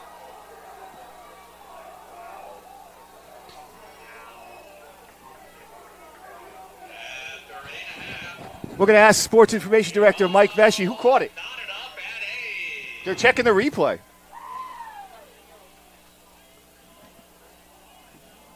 Was it the left fielder?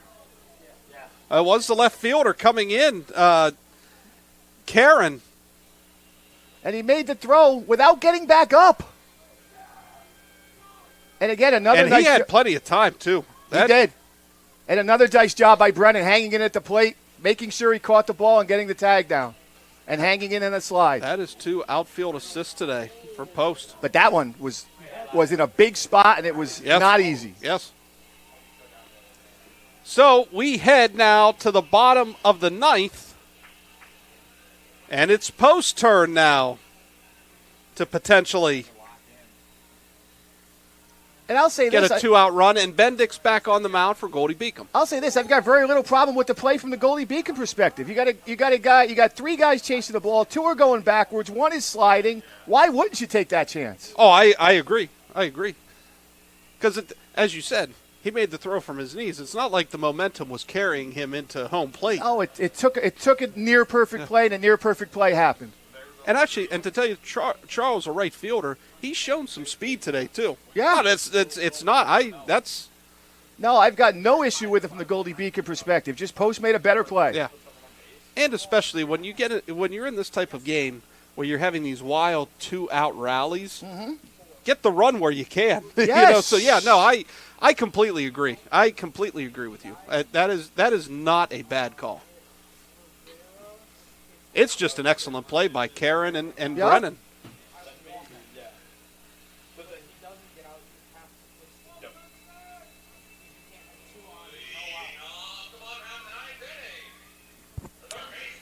So the 6, 7, 8 hitters due up for Post here in the 9th. Rivera, Kelly, and Keller. So that name, Kelly. Yeah.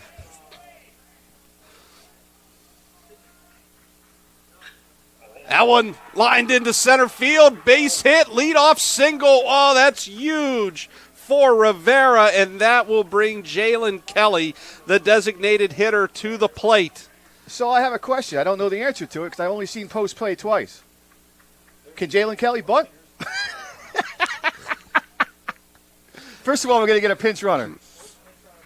And coming into pinch run for Post will be John Onofrio, the freshman from Northford, Connecticut. So he comes on to pinch run for Rivera. You got a guy that's hit 2 home runs in the game. And don't worry, Post fans. Nobody's coming on to pinch hit for Kelly here. No. You're trying to ride the hot bat here. Big swing and a miss there by Kelly. Nice pitch there by Bendix. Like a slider of some sort, yeah. And really nice pitch there by Bendix. 0-1 the count. A lot of times when they see that on the bench, they see that pinch run as a freshman, they'll check on him.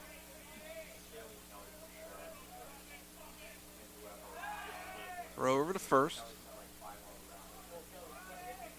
Yeah, you wonder if maybe this moment's so big for a freshman. Do you catch him maybe a little deer in the headlights? Maybe leaning one way? Can you? That's why the coaches have the rosters of the dugout. They see that freshman come in. A lot of times they'll pick on him.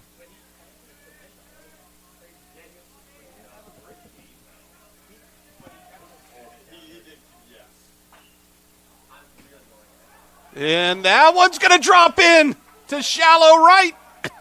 Runners at first and second, nobody out. Good job by Onofrio to read the play, not take off immediately, but take off before the ball hit the ground when he saw it wasn't going to be caught. And unfortunately, Kelly is slumping now. All kidding aside, that was a great piece of hitting right there. That was inside on him, and he was able to keep his hands in there. But now you've got and Hunter, get it the opposite way. Now you've got Hunter Keller, a guy that seems like he handles the bat well. Do you take 3 shots to win the game, or do you try to move the runners?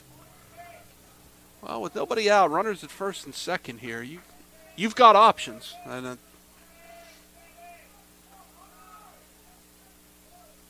they're going to try to move him, at least initially. I don't think you can argue with it. If he can get the bunt down. Honestly, I wouldn't argue either way they did it. It's just a matter of knowing your personnel and which way you feel more comfortable with.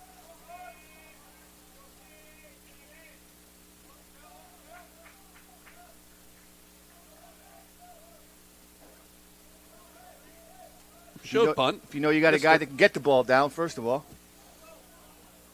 That was a called strike, I believe. Yeah. I think that was just because he's the lefty. If you're a fan of either one of these two teams, you have been probably gnashing Maylocks all afternoon. And that one skips to the backstop. 1-2 the count. If you're just a baseball fan in general, you have loved this game today. A lot of different situations.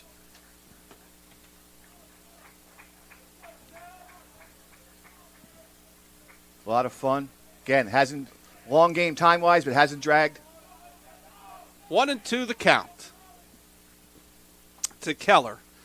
Nobody out. Runners at first and second. Bunts off. Swung on. Lifted into shallow right center. Nobody's going to be able to advance. That's a big out there for Goldie.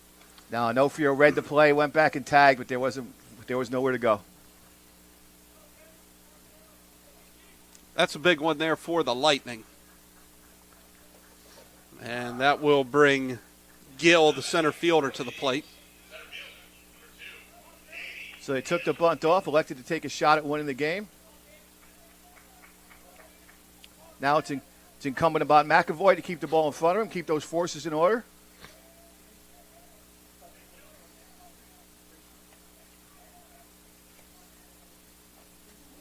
That pitch, I thought maybe for a second grazed the hip of Gill there. Didn't miss by much.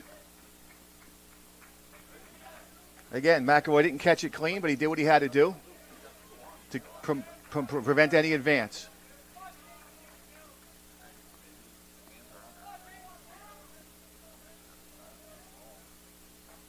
That pitch inside. Bendix 2-0 coming the very count. close to the right-handed hitters with what looks like sliders.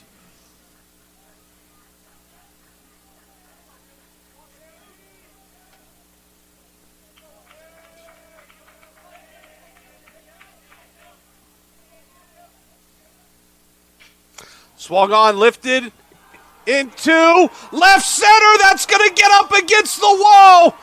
Post is going to pull off the Cub from behind, win 9-8. The Eagles advance to tomorrow morning at 11 a.m. to face Felician. Wow, what a game.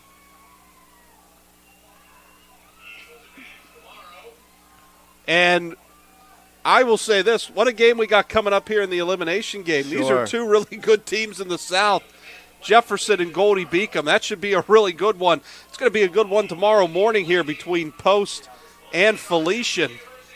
And what will be a rematch of the championship final from last year. That's right. That's right. Very good.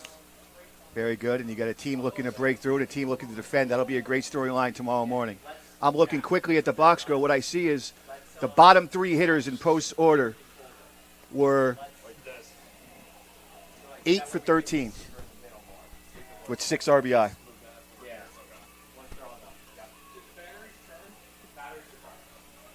And both home runs hit by Jalen Kelly. His team was still behind after he hit them, but they were both big jolts that made them believe that they could come back and win this game. 9-8.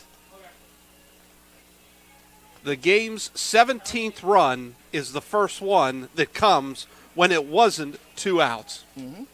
Come to the ballpark, you'll see something maybe you've never seen before. I will definitely chart this game up as one of them. Absolutely. Great game. Both teams played well. It's a shame one of them had to lose because Goldie was great. And here's a big thing. Here's another thing to pay attention to. We talked about it with Felician. Post didn't burn through a lot of pitching today, even giving up 8 runs. So Brendan Holligan, that was big for him coming in, stabilizing it. Gave his team exactly what they needed and justified the choice of him coming out of the bullpen. And tomorrow's winner's bracket game should be great, but the next game we have coming up should be equally great with both teams fighting for their playoff lives. All right, we're going to step aside for a quick commercial break. We come back, we'll be down on the field for interviews. Back with more after this on the CACC Network.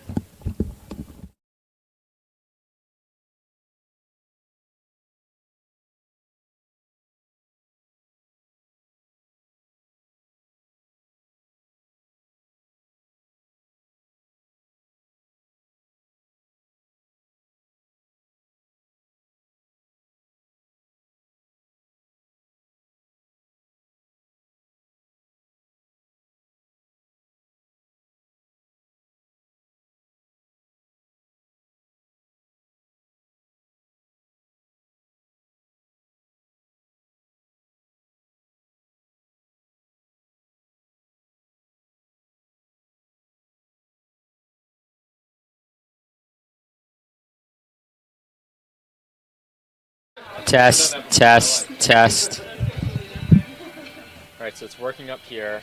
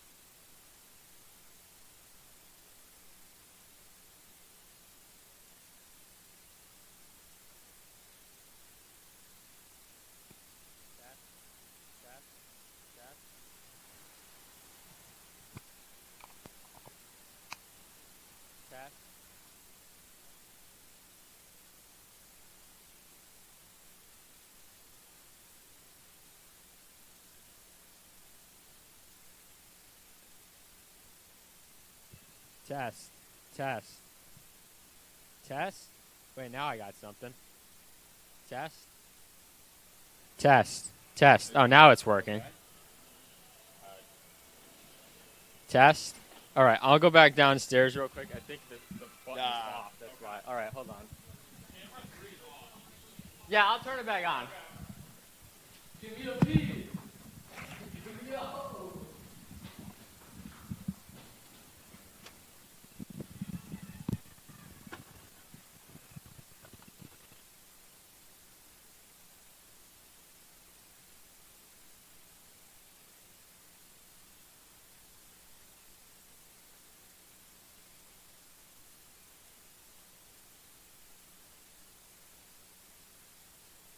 Test. Okay.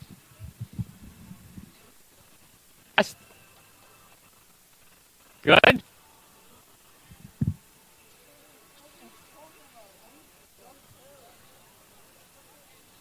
Test. Test. Test. Test. Test. Test. Test. Test. Test. Test. This thing doesn't reach very far. Test.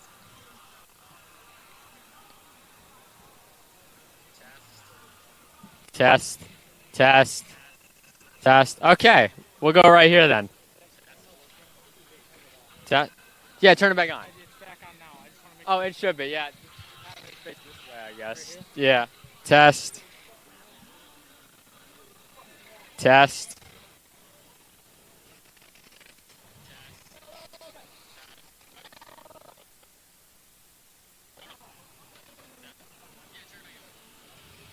Test.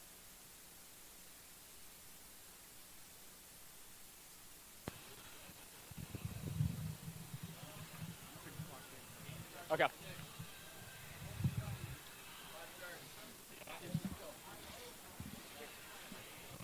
Test. Test. Test.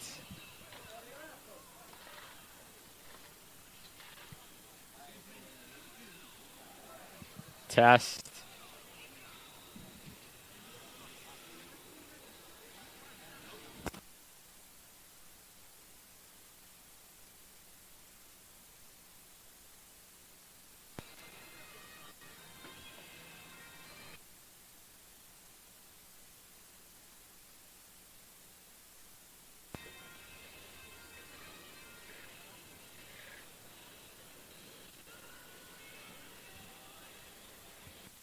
Keep it going. I think the mic is working now. Where I'm standing, it seems to be working. So yeah, we'll just wait for them. Yeah, it sounds like it's working now. Jack, turn the mic on again once more just to check. Yeah, it is. Is it coming? Does it look like it's coming through? It is? Okay.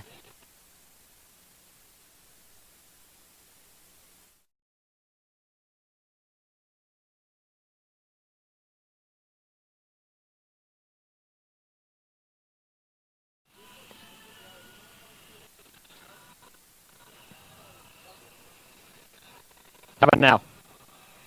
Okay. I think I got it. Let me check the stream once more, but I think we're good to go down here if I stand where I am. All right.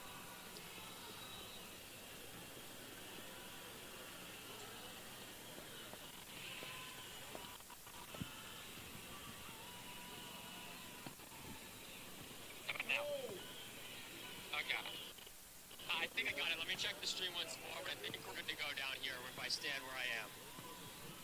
All right.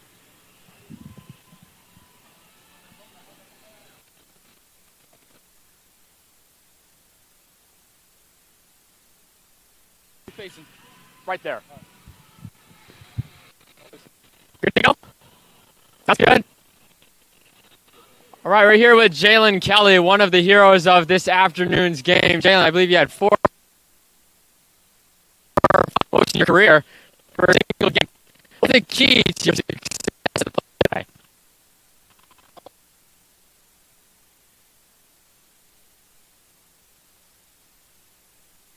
manufacture that comeback? I mean, you guys were trailing early on. When he hits to the Beacom team, they come back to lead. You're trailing 5. Now they're up 8-7 going into that 8th inning. You're able to come back once more in the 9th. How'd you guys rally back?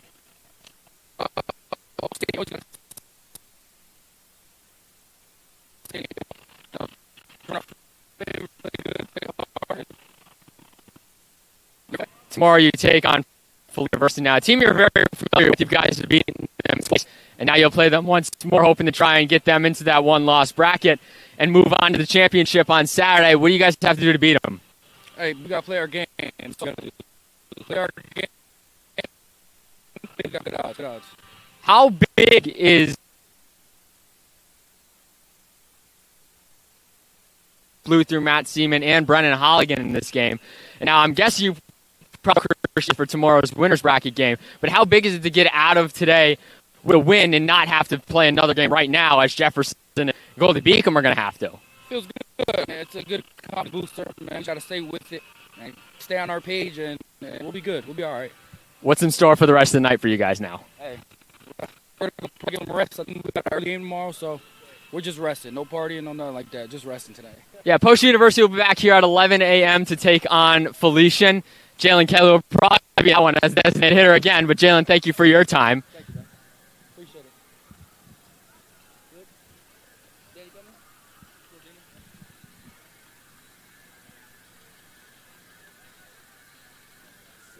We'll bring in Danny.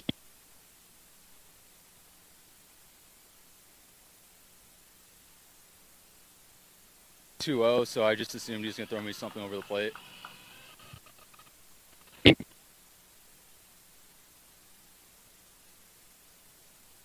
Here, what does big hit mean to you? Get your team the I could get it at today. It's everything to me. Just being able to help the team out. That's all I want to do right now. And actually, too.